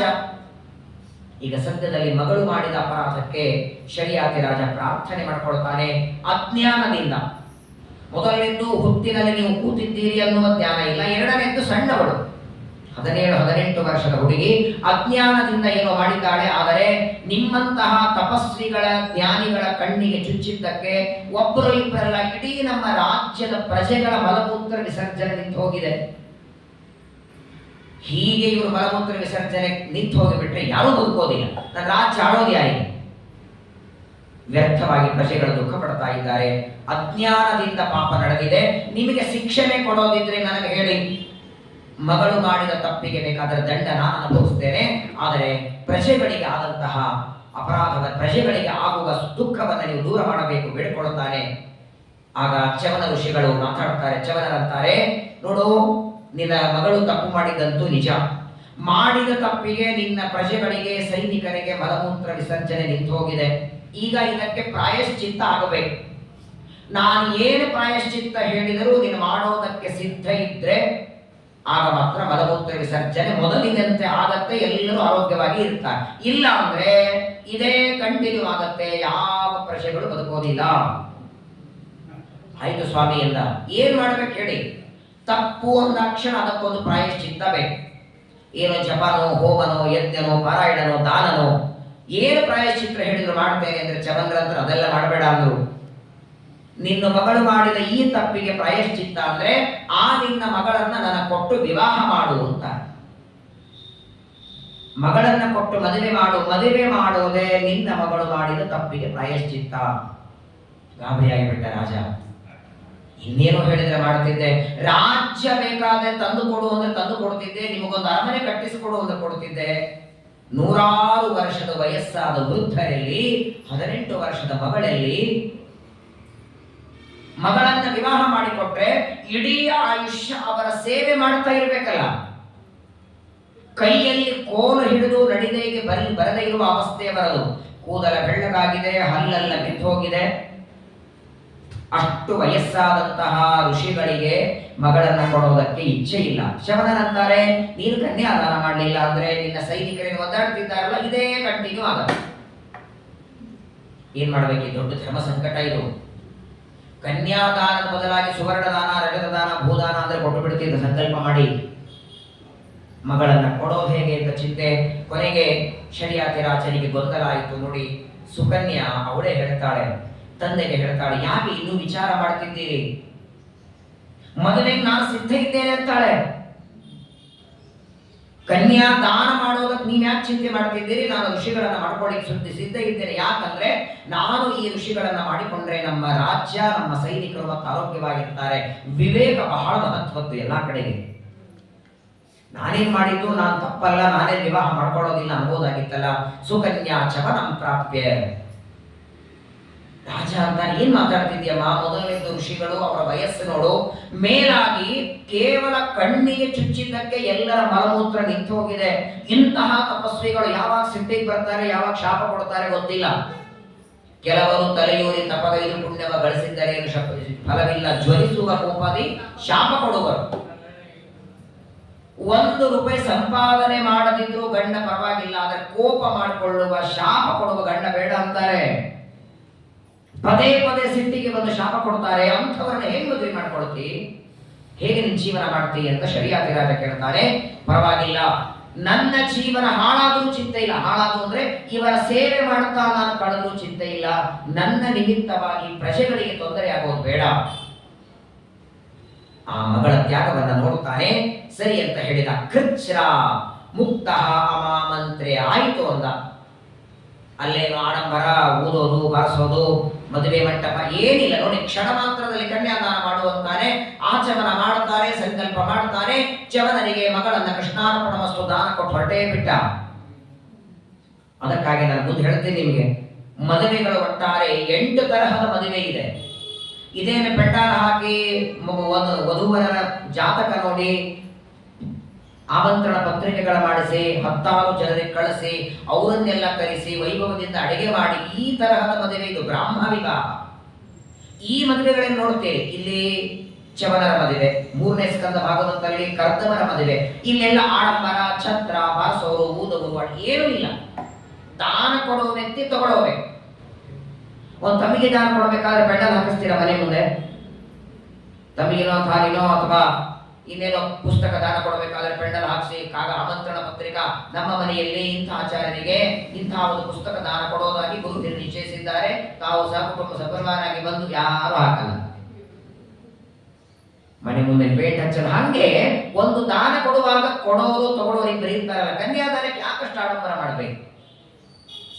ಅಷ್ಟು ದುಡ್ಡು ಖರ್ಚು ಮಾಡಿ, 100 ಲಕ್ಷಾನುಗಟ್ಟಲೆ ಖರ್ಚು ಮಾಡಿ ಅತೀ ಸರಳವಾಗಿ ಕನ್ಯಾದಾನವನ್ನು ಮಾಡಿಕೊಡ್ತಾನೆ. ಮಗಳನ್ನ ಕೃಷ್ಣಾರ್ಪಣ ವಸ್ತು ಅಂತ ದಾನ ಕೊಟ್ಟ ಹೊರಟ. ನೋಡಿ ಏನ್ ವಿಚಿತ್ರ. ಮಗಳನ್ನ ಕರ್ಕೊಂಡು ಬಂದದ್ದು ಸುಮ್ಮನೆ ಮಗಳು ಓಡಾಡಿ ಬರ್ತಾ ಉದ್ಯಾನದಲ್ಲಿ ನೋಡಿಕೊಂಡು ಒಂದು ಸ್ವಲ್ಪ ಮಗಳಿಗೂ ಮನೋರಂಜನೆ ಆಗತ್ತೆ ಅಂತ ಕರ್ಕೊಂಡು ಬಂದಿದ್ದ. ವಿವಾಹ ಮಾಡಿಕೊಟ್ಟು ಮನೆಗೆ ಬರ್ತಾನೆ. ಮನೆಗೆ ಬಂದಾಗ ಶರಿಯಾತಿರಾಜರ ಹೆಂಡತಿ ಅಂತ ಮಗಳಲ್ಲಿ ಎಂದ ಎಲ್ಲ ಕತೆ ಹೇಳಿದ. ಹೀಗೆ ಚವನ ಋಷಿಗಳಿಗೆ ಅವಮಾನ ಆದದ್ದಕ್ಕೆ ಎಲ್ಲರ ಮಲಮೂತ್ರ ವಿಸರ್ಜನೆ ಆಯಿತು, ವಿಸರ್ಜನೆ ನಿಂತೋಯಿತು. ಅದಕ್ಕಾಗಿ ಕನ್ಯಾದಾನ ಮಾಡಿ ಬಂದೆ. ಆದರೆ ಅವಳು ಹೇಗಿದ್ದಾಳೋ ಗೊತ್ತಿಲ್ಲ. ಚವನರಿಗೆ ಕನ್ಯಾದಾನ ಮಾಡಿಕೊಟ್ಟು ಮನೆಗೆ ಬಂದ ಮರುಕ್ಷಣದಿಂದ ಶರಿಯಾತಿರಾಜನಿಗೆ ಊಟ ಸೇರ್ತಾ ಇಲ್ಲ, ನಿದ್ದೆ ಬರ್ತಾ ಇಲ್ಲ, ಒಂದೇ ಚಿಂತೆ. ಏನಪ್ಪಾ ಮಗಳ ಜೊತೆ? ತನ್ನಷ್ಟಕ್ಕೆ ತಾವು ಓಡಾಡಲಿಕ್ಕೂ ಬರಲ್ಲ ಅವರಿಗೆ. ಅಷ್ಟು ವಯಸ್ಸಾಗಿದೆ. ಕೈಯಲ್ಲಿ ಕೋಲೆ ಹಿಡಿದು ನಡಿಲಿಕ್ಕೆ ಬರದೇ ಇರುವಷ್ಟು ವಯಸ್ಸಾಗಿದೆ. ಕೂದಲೆಲ್ಲ ಬೆಳ್ಳಗಾಗಿದೆ, ಹಲ್ಲ ಬಿಟ್ಟು ಹೋಗಿದೆ. ಏನು ಸೇವೆ ಅಂತ ಮಾಡಬೇಕು? ಎಷ್ಟು ಸೇವೆ ಅಂತ ಮಾಡಬೇಕು? ನಾನೇ ಮಗಳ ಬಹಳ ಹಾಳು ಮಾಡಿದೆ ಅಂತ ಪ್ರತಿ ಕ್ಷಣದಲ್ಲಿ ಕಣ್ಣೀರು ಹಾಕ್ತಾ ಇದ್ದಾನೆ. ಕೆಲವು ದಿನಗಳಾದ ಮೇಲೆ, ಮಗಳ ವಿವಾಹ ಮಾಡಿಕೊಟ್ಟು ಬಂದ ಮೇಲೆ ಕೆಲವು ದಿನಗಳಾದ ಮೇಲೆ ಮನೆಯಲ್ಲಿ ಒಂದು ಹೋಮ ಯಜ್ಞ ಮಾಡಬೇಕು ಅಂತ ಇಚ್ಛೆ ಆಯಿತು ಶರಿಯಾತಿರಾಜನಿಗೆ. ಹೆಂಡತಿ ಜೊತೆಗೆ ಮಾತಾಡ್ತಾನೆ, ಒಂದು ಯಜ್ಞವನ್ನ ಮಾಡೋಣ ಅಂದಾಗ ಹೆಂಡತಿ ಅಂತಾಳೆ, ಯಜ್ಞ ಮಾಡೋದಕ್ಕೆ ಪುರೋಹಿತರು ಅವ್ರು ಇವ್ರು ಬೇಡ, ಹಳೆಯಂದ್ರನ್ನ ಕರೀರಿ. ಮನೆಯಾಗ ಓದಿದ ಹಳೆ ಇದ್ರೆ ಬೇರೆ ಕಡೆಗೆ ಯಾಕೆ ಹೋಗ್ತೀರಿ ಅಲ್ವಾ? ಚವನ ಋಷಿಗಳಂತ ಹಳೆಯಂದ್ರು ಎಲ್ಲ ವೇದ ಮುಖೋದ್ಗತ ಹೇಳ್ತಾರೆ. ಹಳೆಯಂದ್ರನ್ನೇ ವಿವಾಹಕ್ಕೆ ಕರೀರಿ, ಯಜ್ಞಕ್ಕೆ ಕರೀರಿ, ಅವರೇ ಯಜ್ಞವನ್ನ ಮಾಡಿಸ್ಲಿ ಅಂತ ಶರಿಯಾತಿರಾಜರ ಹೆಂಡತಿ ಅಂದ್ರೆ ರಾಜ ಅಂತಾನೆ. ಏನ್ ಮಾತಾಡ್ತಿದ್ದಿ? ನಾನು ಮದುವೆ ಮಾಡಿಕೊಡುವಾಗಲೇನೆ ಅವರನ್ನ ನಾವೇ ಇಬ್ಬರು ಎಬ್ಬಿಸ್ಬೇಕಾಗಿತ್ತು. ಕೋಲ್ ಹಿಡಿದ್ರು ನಿಂದಿರ್ಲಿಕ್ಕೆ ಆಗ್ತಿರ್ಲಿಲ್ಲ, ಅಂಥ ವಯಸ್ಸು. ಈಗ ಮದುವೆಯಾಗಿನೂ ಮತ್ತೆ 10 ವರ್ಷ ಆಗ್ತಾ ಬಂತು. ಮೊದಲನೇದವರು ಹೇಗಿದ್ದಾರೆ ಅಂತ ನೋಡ್ಲಿಕ್ಕೆ ಹೋದ್ರೆ ಭಯ. ಅವರನ್ನ ಯಜ್ಞಕ್ಕೆ ಕರೆಯುವುದು, ಅವರು ಬಂದು ಪೌರೋಹಿತ್ಯ ಮಾಡೋದು ಹೇಗೆ ಸಾಧ್ಯ? ಇಲ್ಲ, ಅವರೇ ಬರಬೇಕು. ಮಗಳು ಅಳಿಯಂದ್ರು ಅಕಸ್ಮಾತ್ ಬರೋದಿದ್ರೆ ನೀವು ಯಜ್ಞ ಯಾಗ ಮಾಡಿ, ಇಲ್ಲ ಅಂದ್ರೆ ಬೇಡ ಅಂತ ಹೆಂಡತಿ. ಶರಿಯಾತಿ ರಾಜ ಅನಿವಾರ್ಯವಾಗಿ ಸರಿ ಹೇಳಿ ಆದ್ರೂ ಬರ್ತೇನೆ ಅಂತ ಆಮಂತ್ರಣ ಕೊಟ್ಟು ಬರ್ತೇನೆ, ನೋಡೋಣ ಅವರ ಆರೋಗ್ಯ ಅವರ ಪರಿಸ್ಥಿತಿ ಚೆನ್ನಾಗಿದ್ರೆ ಇಬ್ರು ಬರ್ತಾರೆ, ಇಲ್ಲ ಅಂದ್ರೆ ಕೊನೆ ಮಗಳಂತೂ ಬರ್ತಾಳೆ, ಸರಿ ಹೇಳಾದ್ರೂ ಬರ್ತೇನೆ ಅಂತ ಪಾಪ ಹೇಳೋದಕ್ಕೆ ಹೊರಟಿದ್ದಾರೆ. ಬರುವಾಗ ತಾನೇ ವಿಚಾರ ಮಾಡ್ತಾರೆ, ಏನಂತ ಕರೆಯೋದು? ಅಷ್ಟು ವಯಸ್ಸಾದವರನ್ನ ಪೌರೋಹಿತ್ಯ ಮಾಡಿಸಿ ಅಂತ ಹೇಳೋದು ಹೇಗೆ? ಆದರೂ ಮಗಳನ್ನ ನೋಡೋದಂಗಾಗತ್ತೆ, ಬರಬೇಕು ಅಂತ ಆಲೋಚನೆ ಮಾಡ್ತಾ ಮಾಡ್ತಾ ಯಾವ ಋಷಿಗಳಿಗೆ ಕನ್ಯಾದಾನ ಮಾಡಿದ್ದ ಆ ಋಷಿಗಳ ಆಶ್ರಮಕ್ಕೆ ಬರಬೇಕಾದರೆ ಇನ್ನು ದೂರದಿಂದ ಬರ್ತಿದ್ದಾನೆ ಶರಿಯಾತಿ ರಾಜ. ಬರೋದ್ರೊಳಗೆ ಒಂದು ದೃಶ್ಯ ನೋಡಿದ. ಆ ಋಷಿಗಳ ಆಶ್ರಮದ ಹೊರಗೆ ಒಂದು ಮಂಚದ ಮೇಲೆ 21 ವರ್ಷದ ಒಬ್ಬ ಯುವಕ, ಅವನ ಜೊತೆಗೆ ಮಗಳು ಕೂತು ಹರಟೆ ಹೊಡಿತಿದ್ದ. ಒಳ್ಳೆ ತರುಣ, ಒಳ್ಳೆ ಸುಂದರವಾದ ರೂಪ. ಅವನ ಪಕ್ಕದಲ್ಲೇ ಕೂತ್ಕೊಂಡಿದ್ದಾಳೆ, ಅವರ ತೊಡೆ ಮೇಲೆ ಕೈ ಇಟ್ಟಿದ್ದಾಳೆ, ಮಾತಾಡ್ತಾಳೆ. ಮಾತಿಗೂ ಅವಳನ್ನು ಆಲಿಂಗನ ಮಾಡ್ಕೊಳ್ತಾಳೆ. ಅದನ್ನು ದೂರದಿಂದ ನೋಡಿಬಿಟ್ಟ, ಕಣ್ಣು ಕೆಂಪು ಮಾಡಿಬಿಟ್ಟ ಶರಿಯಾತಿ ರಾಜ. ಏನು ಸಿಟ್ಟು ಬಂತು ನೋಡಿ. ರುಕ್ಮಃ ಸಜಃ, ಕಣ್ಣು ಕೆಂಪು ಮಾಡ್ತಾನೆ. ಮನಸ್ಸೊಳಗೆ ಬೈಲಿಕ್ಕೆ ಶುರು ಮಾಡಿದ, ಇಂತಹ ದುಷ್ಟ ಕೆಲಸ ಮಗಳು ಮಾಡ್ತಾಳೆ ಅಂತ ಗೊತ್ತಿದ್ರೆ ಸಣ್ಣವಳಿಂದ ನಾನೇ ಕುತ್ತಿಗೆ ಕೊಂದು ಹಾಕಿ ಬಿಡ್ತಿದ್ದೆ. ಏನಾಗಲಿ, ಗಂಡ ಕೋಪಿಷ್ಠನಾಗಿರ್ಲಿ, ವೃದ್ಧನಾಗಿರ್ಲಿ, ಏನೇ ಇರಲಿ, ಒಂದು ಬಾರಿ ಮದುವೆ ಅಂತ ಮಾಡಿಕೊಟ್ಟ ಮೇಲೆ ಏನಾದರೂ ಅವಳ ಜೊತೆಗೆ ಇರಬೇಕಾದದ್ದು. ನಾನು ಮಾಡಿಕೊಟ್ಟದ್ದು ಒಬ್ಬ ವೃದ್ಧರಿಗೆ, ಅವರು ವೃದ್ಧರು ಅಂತ ಅವರನ್ನ ಬಿಟ್ಟು ಯಾವ ಯುವಕನ ಜೊತೆ ಮಗಳಿದ್ದಾಳೆ? ಇಡೀ ನನ್ನ ಸೂರ್ಯ ವಂಶಕ್ಕೆ ದೊಡ್ಡ ಕಲಂಕ ಮಗಳು ತಂದಿದ್ದಾಳೆ. ಕೋಪ ಬಂದಿದೆ. ಅಲ್ಲೇ ಪಕ್ಕದಲ್ಲಿದ್ದ ಒಂದು ಗಿಡದ ಕೊಂಬೆ ತಗೊಂಡು ಹೊಡಿಬೇಕು ಮಗಳಿಗೆ. ಹಲ್ಲು ಕಡಿತಿದ್ದಾನೆ ಶರಿಯಾತಿ ರಾಜ. ಕಣ್ಣು ಕೆಂಪು ಮಾಡ್ತಾನೆ. ನೋಡ್ತಾ ನೋಡ್ತಾ ಒಂದೆರಡು ಹೆಜ್ಜೆ ಬರ್ತಾನೆ. ಮಂಚದ ಮೇಲೆ ಕೂತ ಸುಕನ್ಯಾ ದೂರದಲ್ಲಿ ನೋಡ್ತಾಳೆ, ತಂದೆ ಬಂದದ್ದು. ಓಡಿ ಬಂದು ತಂದೆಗೆ ಆಲಿಂಗನ ಮಾಡ್ಕೊಳ್ತಾಳೆ, ನಮಸ್ಕಾರ ಮಾಡ್ತಾಳೆ. ಆನಂದ ಆಯ್ತು ಅವಳಿಗೆ. ತವರು ಮನೆಯಿಂದ ಯಾರು ಬಂದರೂ ಆನಂದ ಆಗತ್ತೆ. ಇನ್ನು ವಿಶೇಷ ತಂದೆ ತಾಯಿ ಬಂದರೆ ಅಂತೂ ವಿಶೇಷ ಆನಂದ. ಶರಿಯಾತಿ ರಾಜನನ್ನ ಆಲಿಂಗನ ಮಾಡ್ಕೊಳ್ತಾಳೆ. ಆಚಾನತಿ ಪತಿಂ ಸಾತ್ವಿ. ಇವಳು ನೋಡಿ, ಇವಳು ಆನಂದದಲ್ಲಿ ಆಲಿಂಗನ ಮಾಡಿಕೊಂಡು ತಂದೆ ಜೊತೆಗೆ ಮಾತಾಡ್ತಿದ್ರೆ ಅವನಿಗೆ ಒಳ ಕೋಪ ಬರ್ತಾ ಇದೆ. ಮಗಳನ್ನ ದೂರ ಸರಿಸಿದ. ಬೈತಾನೆ ಮಗಳಿಗೆ, ನೀನು ಬೇರೆ ಏನ್ ತಪ್ಪು ಮಾಡಿದ್ರೆ ನಾನು ಕ್ಷಮ ಮಾಡ್ತಿದ್ದೆ. ನೂರಲ್ಲ, ನೀನು ಕಣ್ಣಿಗೆ ಚುಚ್ಚಿದರೂ ನಾನು ದಂಡ ಅನುಭವಿಸಲಿಕ್ಕೆ ರೆಡಿ ಇದ್ದೆ. ಮಗಳು ಮಾಡಿದ ತಪ್ಪಿಗೆ ಅವಶ್ಯವಾಗಿ ತಂದೆಯಾಗಿ ನಾನು ಶಿಕ್ಷೆ ತಗೊಳ್ತಿದ್ದೆ. ಆದರೆ ಇವತ್ತು ನೀನು ಮಾಡಿದ ಅಪರಾಧಕ್ಕೆ ನಾನಲ್ಲ, ದೇವತೆಗಳು ಇದನ್ನು ಕ್ಷಮಿಸೋದಿಲ್ಲ. ನಾನು ಕೊಟ್ಟದ್ದು ಯಾರನ್ನ? ಕನ್ಯಾದಾನ ಮಾಡಿ ಕೊಟ್ಟ ಋಷಿಗಳು ಯಾರಿಗೆ? ನೀನು ಇದ್ದದ್ದು ಯಾರ ಜೊತೆಗೆ? ಅವರನ್ನೇನು ಮಾಡಿದೆ? ನದಿಯನ್ನು ತಳಿಬಿಟ್ಟಿಯಾ? ಈ ಊಟಕ್ಕೆ ಹೋದರೆ, ಎಲ್ಲಾದ್ರೂ ಹೋದ್ರೆ ಕಾರ್ಯಕ್ರಮ ಎಲ್ಲ ಪೂರ್ಣಾವತಿ ಆದ ಬೇಗ ವಸ್ತ್ರಾಂತರ ಆಗ್ರಿ ಅಂತ. ವಸ್ತ್ರಾಂತರ ಅಂದ್ರೆ ಏನು? ಉಟ್ಕೊಂಡ ವಸ್ತ್ರ ಬಿಟ್ಟು ಬೇರೆ, ಅಂತರ ಅಂದ್ರೆ ಬೇರೆ, ವಸ್ತ್ರಾಂತರ ಹಂಗೆ ಗಂಡಾಂತರ. ಹೌದೈತು? ಅನ್ಯತ ವಸ್ತ್ರ ವಸ್ತ್ರಾಂತರ ಇಂದ ಅನ್ಯತ ಗಂಡಾಂತರ. ಗಂಡಾಂತರ ಅನ್ನೋದು ಬೇರೆ ಶಬ್ದ. ಆ ಶಬ್ದ ಬೇರೆ ಅರ್ಥದಲ್ಲಿ ಬರುತ್ತೆ.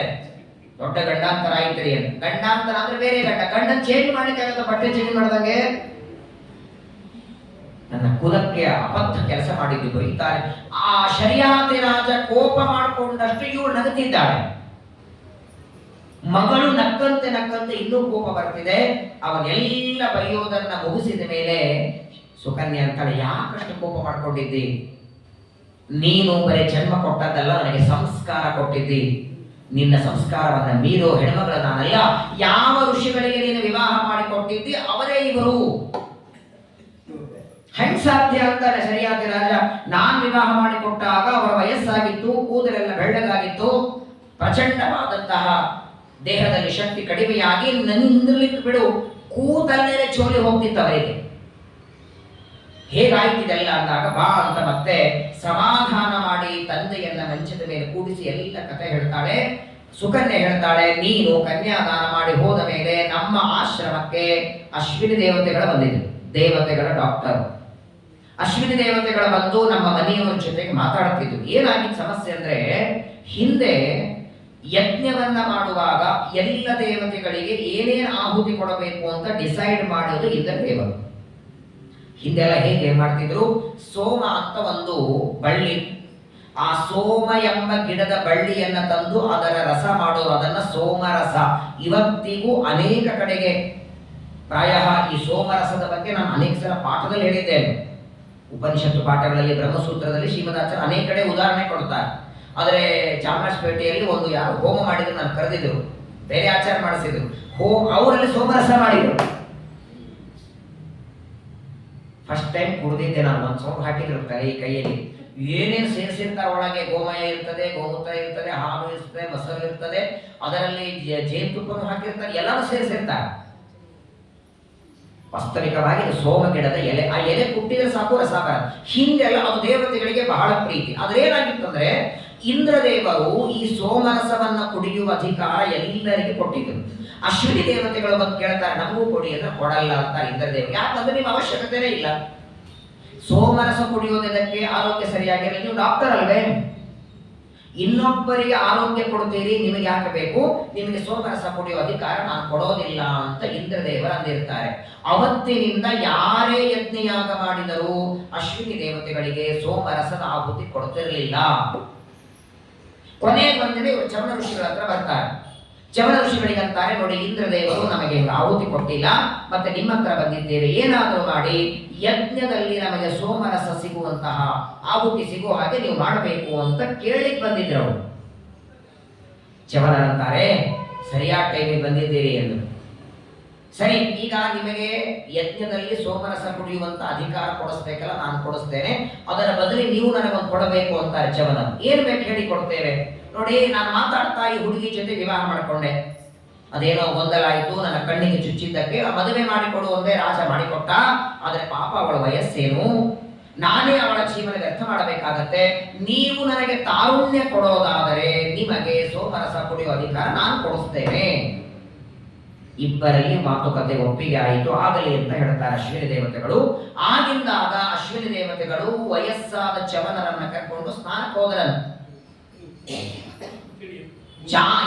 ಸ್ನಾನಕ್ಕೆ ಹೋಗಿ ಚವನರ ಜೊತೆಗೆ ಮೂವರು ಮುಳುಗುತ್ತಾರೆ. ಮುಳುಗಿದ್ರೆ ಮೂವರಿಗೂ ಸಮಾನ ವಯಸ್ಸು, ಬಣ್ಣ, ರೂಪ, ಆಕೃತಿ, ಎಲ್ಲರ ಕಣ್ಣುಗಿ ಮೂವರದು ಸಮಾನ. ಯಾರು ಗಂಡ ಅಂತ ಗೊತ್ತಾಗ್ಲಿಲ್ಲ ಇವಳಿಗೆ. ಅಶ್ವಿನಿ ದೇವತೆಗಳ ಯಾರು, ಗಂಡ ಯಾರು ಅಂತ ಗೊತ್ತಾಗ್ಲಿಲ್ಲ. ಮೂವರು ನದಿಯಿಂದ ಏಳೋದ್ರೊಳಗೆ ಏಕ ಬಣ್ಣ, ಒಂದೇ ರೂಪ. ಆಗಂತಾರೆ ಸುಕನ್ಯೆಗೆ, ನಮ್ಮಲ್ಲಿ ನಿನ್ನ ಗಂಡ ಯಾರು, ನೀನು ಆರಿಸ್ಕೋ. ಹೇಗೆ ಗುರುತಿಸೋದು?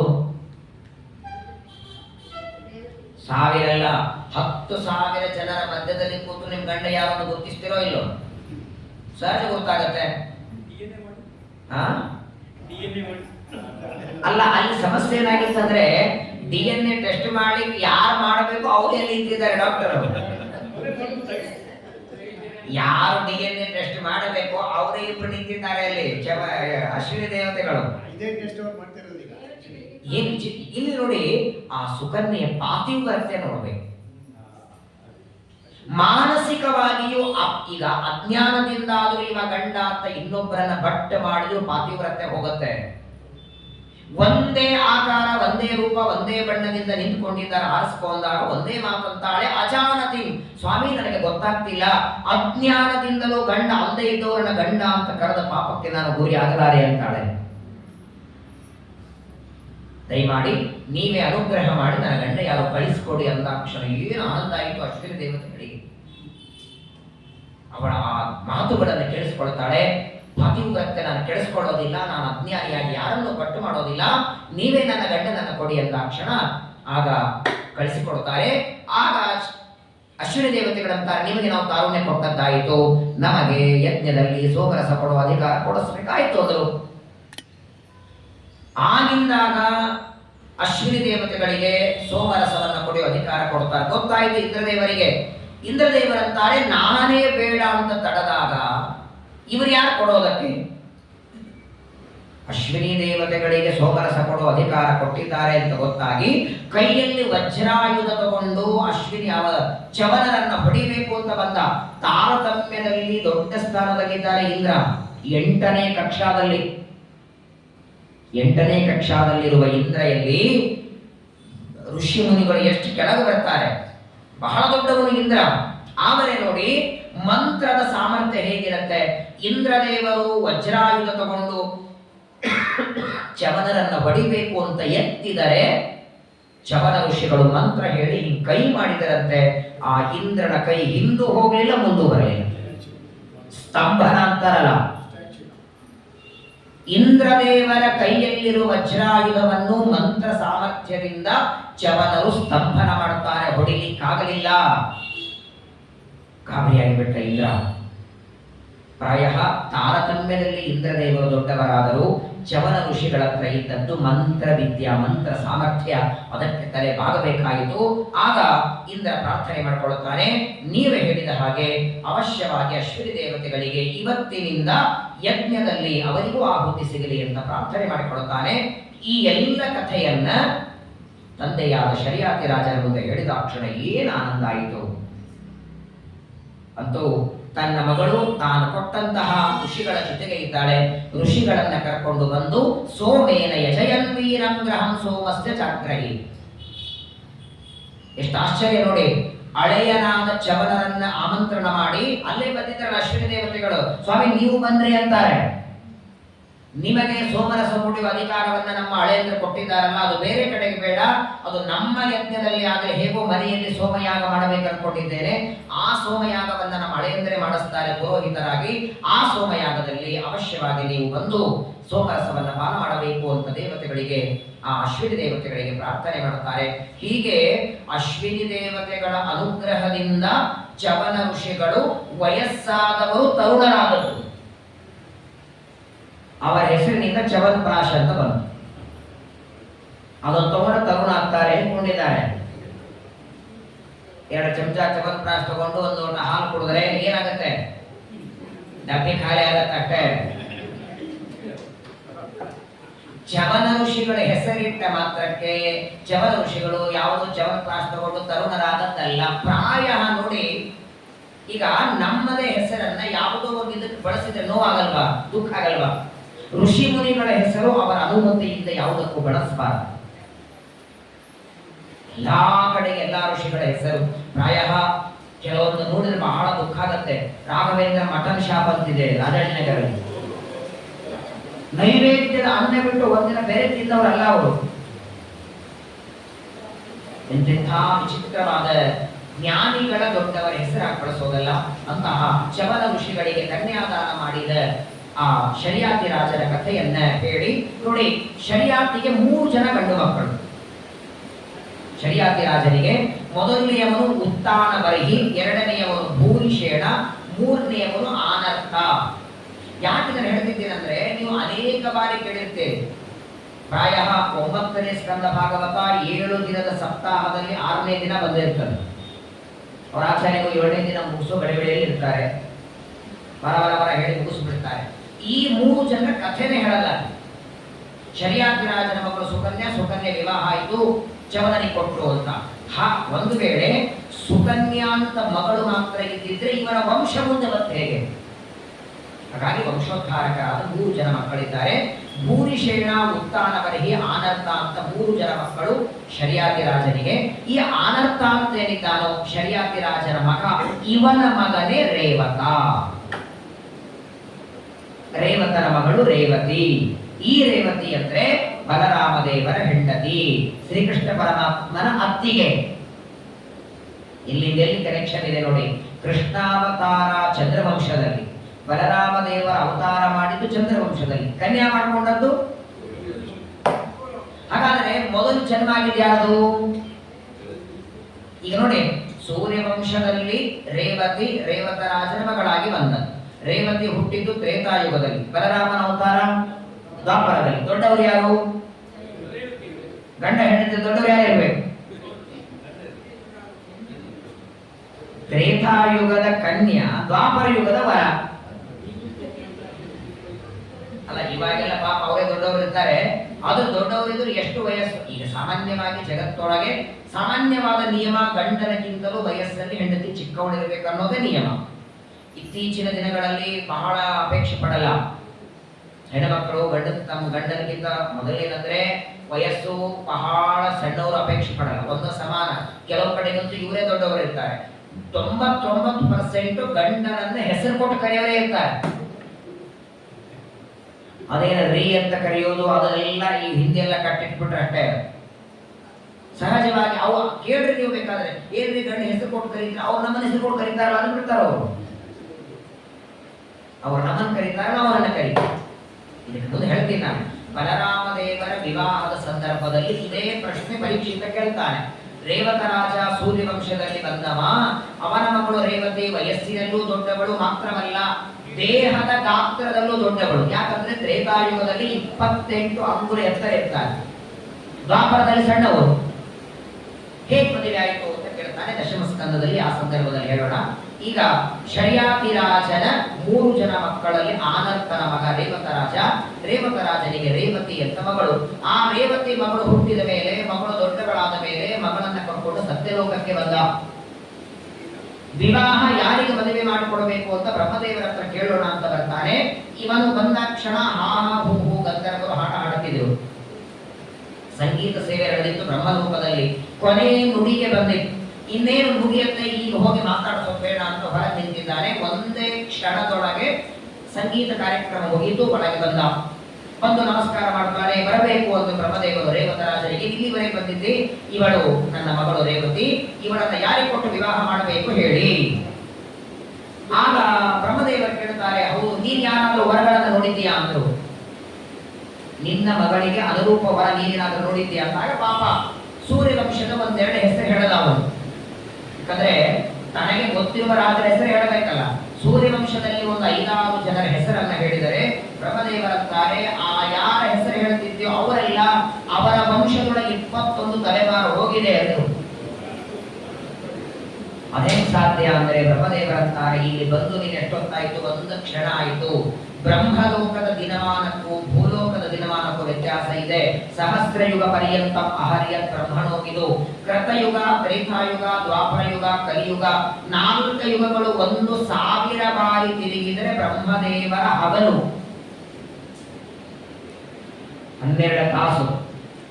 ಮತ್ತೆ 1000 ಬಾರಿ ಮಹಾಯುಗ ತಿರುಗಿದ್ರೆ 1 ರಾತ್ರಿ. ಎಲ್ಲಿದೆ ಬ್ರಹ್ಮಮಾನ, ಎಲ್ಲಿದ್ದು ದೇವಮಾನ? ಸರಿ, ಈಗ ನೀನು ಹೇಳುವ ಸೂರ್ಯವಂಶದ ರಾಜರೆಲ್ಲ ಮುಗಿದು ಹೋಗಿದ್ದಾರೆ ಅಂದ್ಬಿಟ್ರು ಬ್ರಹ್ಮದೇವರು. ಸೂರ್ಯವಂಶದಲ್ಲಿ ನಿನ್ನ ಮಗಳಿಗೆ ಮದುವೆ ಮಾಡ್ಕೊಳ್ಳೋರಿಲ್ಲ. ಹಾಗಾದ್ರೆ ಮುಂದೆ ಚಂದ್ರವಂಶದಲ್ಲಿ ಒಬ್ಬರಿದ್ದಾರೆ. ನಿನ್ನ ಮಗಳ ಮೂಲ ರೂಪದ ಗಂಡ ರೇವತಿ ಅಂದ್ರೆ ವಾರುಣಿ, ಶೇಷದೇವರ ಹೆಂಡತಿ. ಆ ನಿನ್ನ ಹೆಂಡತಿ, ನಿನ್ನ ಮಗಳು ವಾರುಣಿ, ಅವಳ ಮೂಲ ರೂಪದ ಗಂಡ ಶೇಷ. ಅವನಿಗೆ ಬಲರಾಮನಾಗಿ ಕೃಷ್ಣನ ಅಣ್ಣಾಗಿ ಬಂದಿದ್ದಾನೆ. ಶೀಘ್ರದಲ್ಲಿ ಹೋದ್ರೆ ಅವನು ಸಿಗ್ತಾನೆ. ಇಲ್ಲೇ ಹರಟೆ ಹೊಡೆದಾಕುವುದರಿಂದ ಅವರು ಸಿಗಲ್ಲ. ಬೇಗ ಇಲ್ಲಿಂದ ಹೊರಡು ಅಂತ ನೋಡಿ. ಸೂರ್ಯವಂಶದಲ್ಲಿ ಹುಟ್ಟಿದ ರೇವತಿ ಚಂದ್ರವಂಶದಲ್ಲಿ ಬಂದ ಬಲರಾಮನ ಜೊತೆ ಮದುವೆ ಯಾಕೆ ಮಾಡ್ಕೋಬೇಕು ಅಂದ್ರೆ, ಅಕಸ್ಮಾತ್ ನೀವು ಬ್ರಹ್ಮಲೋಕಕ್ಕೆ ಹೋಗಿರ್ಲಿಲ್ಲ ಅಂದ್ರೆ ಸೂರ್ಯವಂಶದಲ್ಲಿ ರಾಜನೇ ಕೊಟ್ಟು ಬಿಡ್ತಿದ್ದ. ಇವನು ಬ್ರಹ್ಮಲೋಕಕ್ಕೆ ಹೋಗಿ ಕೇಳ್ಕೊಂಡು ಬರೋದ್ರೆ ಸೂರ್ಯವಂಶ ಮುಗಿದೋಗ್ಬಿಟ್ಟಿದೆ. ಹಾಗಾಗಿ ಚಂದ್ರವಂಶದ ರಾಜರಿಗೆ ಕೊಡಬೇಕಾದ ಪ್ರಸಂಗ. ಇಂತಹ ಶರ್ಯಾತಿ ರಾಜನ ಕಥೆಯನ್ನ ವಿಸ್ತಾರವಾಗಿ ಶುಕಾಚಾರ್ಯ ತಿಳಿಸಿ, ಈ ರೇವತಿ ರಾಜನಿಗೆ ರೇವತಿ ಅನ್ನೋ ಮಗಳು, ರೇವತಿಯನ್ನ ಬ್ರಹ್ಮದೇವರಿಂದ ಕೇಳಿಕೊಂಡು ಬರ್ತಾನೆ. ಇದಾದ ಮೇಲೆ ಇನ್ನೊಬ್ಬ ಮಗ ನಾಭಾಗ ಅಂತ, 10ನೇ ಮಗ ಇವನು. ವೈವಸ್ವತ ಮನುವಿನ 10ನೇ ಮಗ. ಇವನ ಹೆಸರೇ ನಾಭಾಗ, ಭಾಗವೇ ಇಲ್ಲದೆ ಇದ್ದವ. ಇವನು ಉಪನಯನ ಮಾಡಿಕೊಂಡು ಗುರುಕುಲಕ್ಕೆ ವಸಿಷ್ಠರ ಹತ್ರ ಅಧ್ಯಯನಕ್ಕೆ ಬರ್ತಾನೆ. 12 ವರ್ಷ ಅಧ್ಯಯನ ಮುಗಿಸಿಕೊಂಡು ಮನೆಗೆ ಬರೋದ್ರೊಳಗೆ ಮನೆ, ಮಠ, ಆಸ್ತಿ, ಸಂಪತ್ತು 6 ಜನ ಅಣ್ಣಂದ್ರು ಹಚ್ಕೊಂಡ್ಬಿಡ್ತಾರೆ. ನನ್ನ ಭಾಗಕ್ಕೆ ಏನಿಟ್ಟಿರಿ ಅಂದಾಗ ನಿನ್ನ ಭಾಗಕ್ಕೆ ಏನಿಲ್ಲ. ವಯಸ್ಸಾದ ವೃದ್ಧರಾದ ತಂದೆ ತಾಯಿಗಳಿದ್ದಾರೆ. ಶ್ರಾದ್ದದೇವ ಶ್ರದ್ಧಾದೇವಿ, ವಯಸ್ಸಾದ ತಂದೆ ಕಡೆ ನನ್ನ ತಂದೆ ತಾಯಿಗಳಿಗೆ ನಾಸ್ತಿ, ಕರ್ಕೊಂಡು ಹೋಗಿವರನ್ನ ನೋಡಿ. ತಂದೆ ತಾಯಿಗಳನ್ನ ಹೊರಗೆ ಹಾಕಿ ಅವರಿಗೂ ಆಸ್ತಿಯನ್ನ ಕೊಡಲಿಲ್ಲ. ಕೊನೆಯ ತಮ್ಮನಿಗೆ ನಾಭಾಗ ಅಂತ ಕಳಿಸಿಬಿಡ್ತಾರೆ. ಕಣ್ಣೊಳಗೆ ನೀರು ಬಂತು. ಆದರೆ ನಾಭಾಗನಿಗೆ ತಂದೆ ವೈವಸ್ವತ ಮನು ಹೇಳ್ತಾನೆ, ಚಿಂತೆ ಮಾಡಬೇಡ, ನಡಿ ನನ್ನ ಜೊತೆಗೆ. ಈ ಆಸ್ತಿ ಸಂಪತ್ತು ನೀನು ಅಣ್ಣಂದ್ರೆ ಭೋಗ ಮಾಡಲಿ, ನಿನಗೊಂದು ದಾರಿ ನಾನು ತೋರಿಸ್ತೇನೆ, ನಡಿ ಅಂತ ಹೇಳಿ ಮಗನನ್ನ ಕರ್ಕೊಂಡು ಬರ್ತಾರೆ. ಆಗ ತಂದೆ ಹೇಳ್ತಾರೆ ವೈವಸ್ವತ ಮನು, ಅಲ್ಲಿ ದೂರದಲ್ಲಿ ಒಂದು ದೊಡ್ಡ ಯಜ್ಞ ನಡೀತಾ ಇದೆ. ಅಂಗಿರಸ ಅಂತ ಒಂದು ಯಾಗ. ಅದು 1 ದಿನ ಮಾಡಿ ಪೂರ್ಣಾಹುತಿ ಹಾಕೋ ಯಜ್ಞ ಅಲ್ಲ, 7 ದಿನ ಕಂಟಿನ್ಯೂ ನಡಿಬೇಕು. 7ನೇ ದಿನ ಪೂರ್ಣಾಹುತಿ ಹಾಕಬೇಕು. ಆದರೆ ಆ ಯಜ್ಞವನ್ನ ಮಾಡುವ ಋಷಿಗಳಿಗೆ 6 ದಿನಗಳವರೆಗೆ ಮಂತ್ರಗಳು ನೆನಪಾಗತ್ತೆ, ಹೋಮ ಮಾಡ್ತಾರೆ. 6ನೇ ದಿನ ಅವರಿಗೆ ಮಂತ್ರಗಳೇ ನೆನಪಾಗೋದಿಲ್ಲ. ಅವರಿಗೆ ಮಂತ್ರ ನೆನಪಾಗದೇ ಇರುವಂತಹ ಶಾಪ ಇದೆ. ಆಗೇನಾಗತ್ತೆ, 6ನೇ ದಿನ ಅವರು ಮಂತ್ರಗಳು ನೆನಪಾಗದಿದ್ದಾಗ, ಮಂತ್ರಗಳೇ ನೆನಪಾಗಲಿಲ್ಲ ಅಂದ್ರೆ ಹೋಮ ಮಾಡೋದು ಹೇಗೆ? ಆಗ ಅವ್ರು ಏನ್ ಮಾಡ್ತಾರೆ, ಯಜ್ಞ ಪೂರ್ಣಾಹುತಿ ಆಗದೆ ಅರ್ಧಕ್ಕೆ ನಿಂತು ಹೋಗುತ್ತೆ. ಆ ಸಂದರ್ಭದಲ್ಲಿ ನೀನಲ್ಲಿ ಹೋಗು. ನೀನು ಹೋಗಿ ವೈಶ್ವದೇವ ಸೂಕ್ತವನ್ನ ಪಠನ ಮಾಡಿ ಆ ನಿಂತೋದ ಯಜ್ಞವನ್ನ ಪೂರ್ಣ ಮಾಡಿ ಪೂರ್ಣಾಹುತಿ ಹಾಕು. ಅಲ್ಲಿರುವಂತಹ ಋಷಿಗಳೆಲ್ಲ ಹೇಳ್ತಾರೆ, ನೋಡಪ್ಪ, ನಿಂತೋಗೋ ಯಜ್ಞವನ್ನ ಪೂರ್ಣ ಮಾಡಿದ್ದಿ, ಇಲ್ಲಿ ಹಾಕಿದ ಸಂಪತ್ತೆಲ್ಲ ನೀನೇ ತಗೊಂಡು ಹೋಗು ಅಂತ ಹೇಳ್ತಾರೆ. ಆ ಎಲ್ಲ ಸಂಪತ್ತು ತಗೊಂಡು ಬಾ, ನಾವು ಜೀವನ ಮಾಡೋಣ. ಯಾರ ಹತ್ರ ನೀನು ಬೇಡೋದು ಬೇಡ, ಭಿಕ್ಷೆ ಬೇಡೋದು ಬೇಡ, ಹೋಗಿ ಯಜ್ಞ ಮಾಡ್ಕೊಂಡು ಬಾ ಅಂತ ಕಳಿಸ್ತಾರೆ. ಆಗಿನ ಕಾಲದ ಯಜ್ಞ, ಒಂದು ಯಜ್ಞ ಮಾಡಿಕೊಂಡು ಬಂದ್ರೆ ಅಲ್ಲಿರುವ ಸಂಪತ್ತು ತಂದ್ರೆ ಕನಿಷ್ಠ ಒಂದು 100-150 ತಲೆಮಾರಿವರೆಗೆ ಕೂತ್ಕೊಂಡು ತಿನ್ನಬಹುದು. 1-2 ಕೆಜಿ ರೇಷನ್ ಅಕ್ಕಿ, ಒಂದು 20-25 ಅಡಿಕೆ ಹುಳ ಹಿಡಿದದ್ದು. ನೀವು ಬೇಕಾದ್ರೆ ಅಂಗಡಿಯವನಿಗೆ ಹೋಗಿ ಕೇಳಿ, ಅಡಿಕೆ ಬೇಕು ಅಂತ ಅವನೇ ಕೇಳ್ತಾರೆ, ಪೂಜೆಗೂ ತಿನ್ನೋದಕ್ಕೂ. ಪೂಜೆಗೆ ಅಕ್ಕಿ ಅಂದ್ರೆ ಬೇರೆ, ತಿನ್ನೋದಕ್ಕೆ ಬೇರೆ. ತುಪ್ಪ ಕೊಡಪ್ಪ ಅಂದ್ರೆ ಹೋಮಕ್ಕೋ ಅಥವಾ ಊಟಕ್ಕೋ ಕೇಳ್ತಾನೆ. ಪ್ರಾಯ ಇವತ್ತಿನ ಯಜ್ಞಯಾಗಗಳಲ್ಲಿ ನಾವೇನು ಸಾಮಗ್ರಿ ಹಾಕಿರ್ತೇವೆ, 2 ಗಂಟೆ ಪಂಚ ಇರುತ್ತೆ. ಆಚಾರ್ಯ ನೀವೇ ತಗೊಂಡೋಗಿ ಪಂಚ, ಯಜಮಾನ ಉದಾರದಿಂದ ಹೇಳ್ತಾನೆ. ಏನ್ ಮಾಡ್ಬೇಕು ಆಚಾರ? ಮುಂದೆ ಬರಲ್ಲ, ಹಿಂದೆ ಬರಲ್ಲ. ಒಂದು ಯಜ್ಞದಲ್ಲಿ ಹಾಕಿದ ಸಂಪತ್ತು ಪರ್ವತದಷ್ಟು ಬೆಳ್ಳಿ ಬಂಗಾರ ಹಾಕ್ತಿದ್ರಂತೆ ಹಿಂದೆಲ್ಲ. ಅದನ್ನ ಮಾಡಿಸಿದ ಪುರೋಹಿತರೆ ಕೊಡಬೇಕಂತೆ. ನೀನು ಎಲ್ಲ ಸಿಗತ್ತೆ, ಹೋಗು ಅಂತ ತಂದೆ ಕಳಿಸ್ತಾರೆ. ಯಜ್ಞಶಾಲೆಗೆ ಬಂದ. ಉತ್ತರ ದಿಕ್ಕಿಗೆ ತಂದೆ ಹೇಳಿದಂತೆ ಬರ್ತಾನೆ.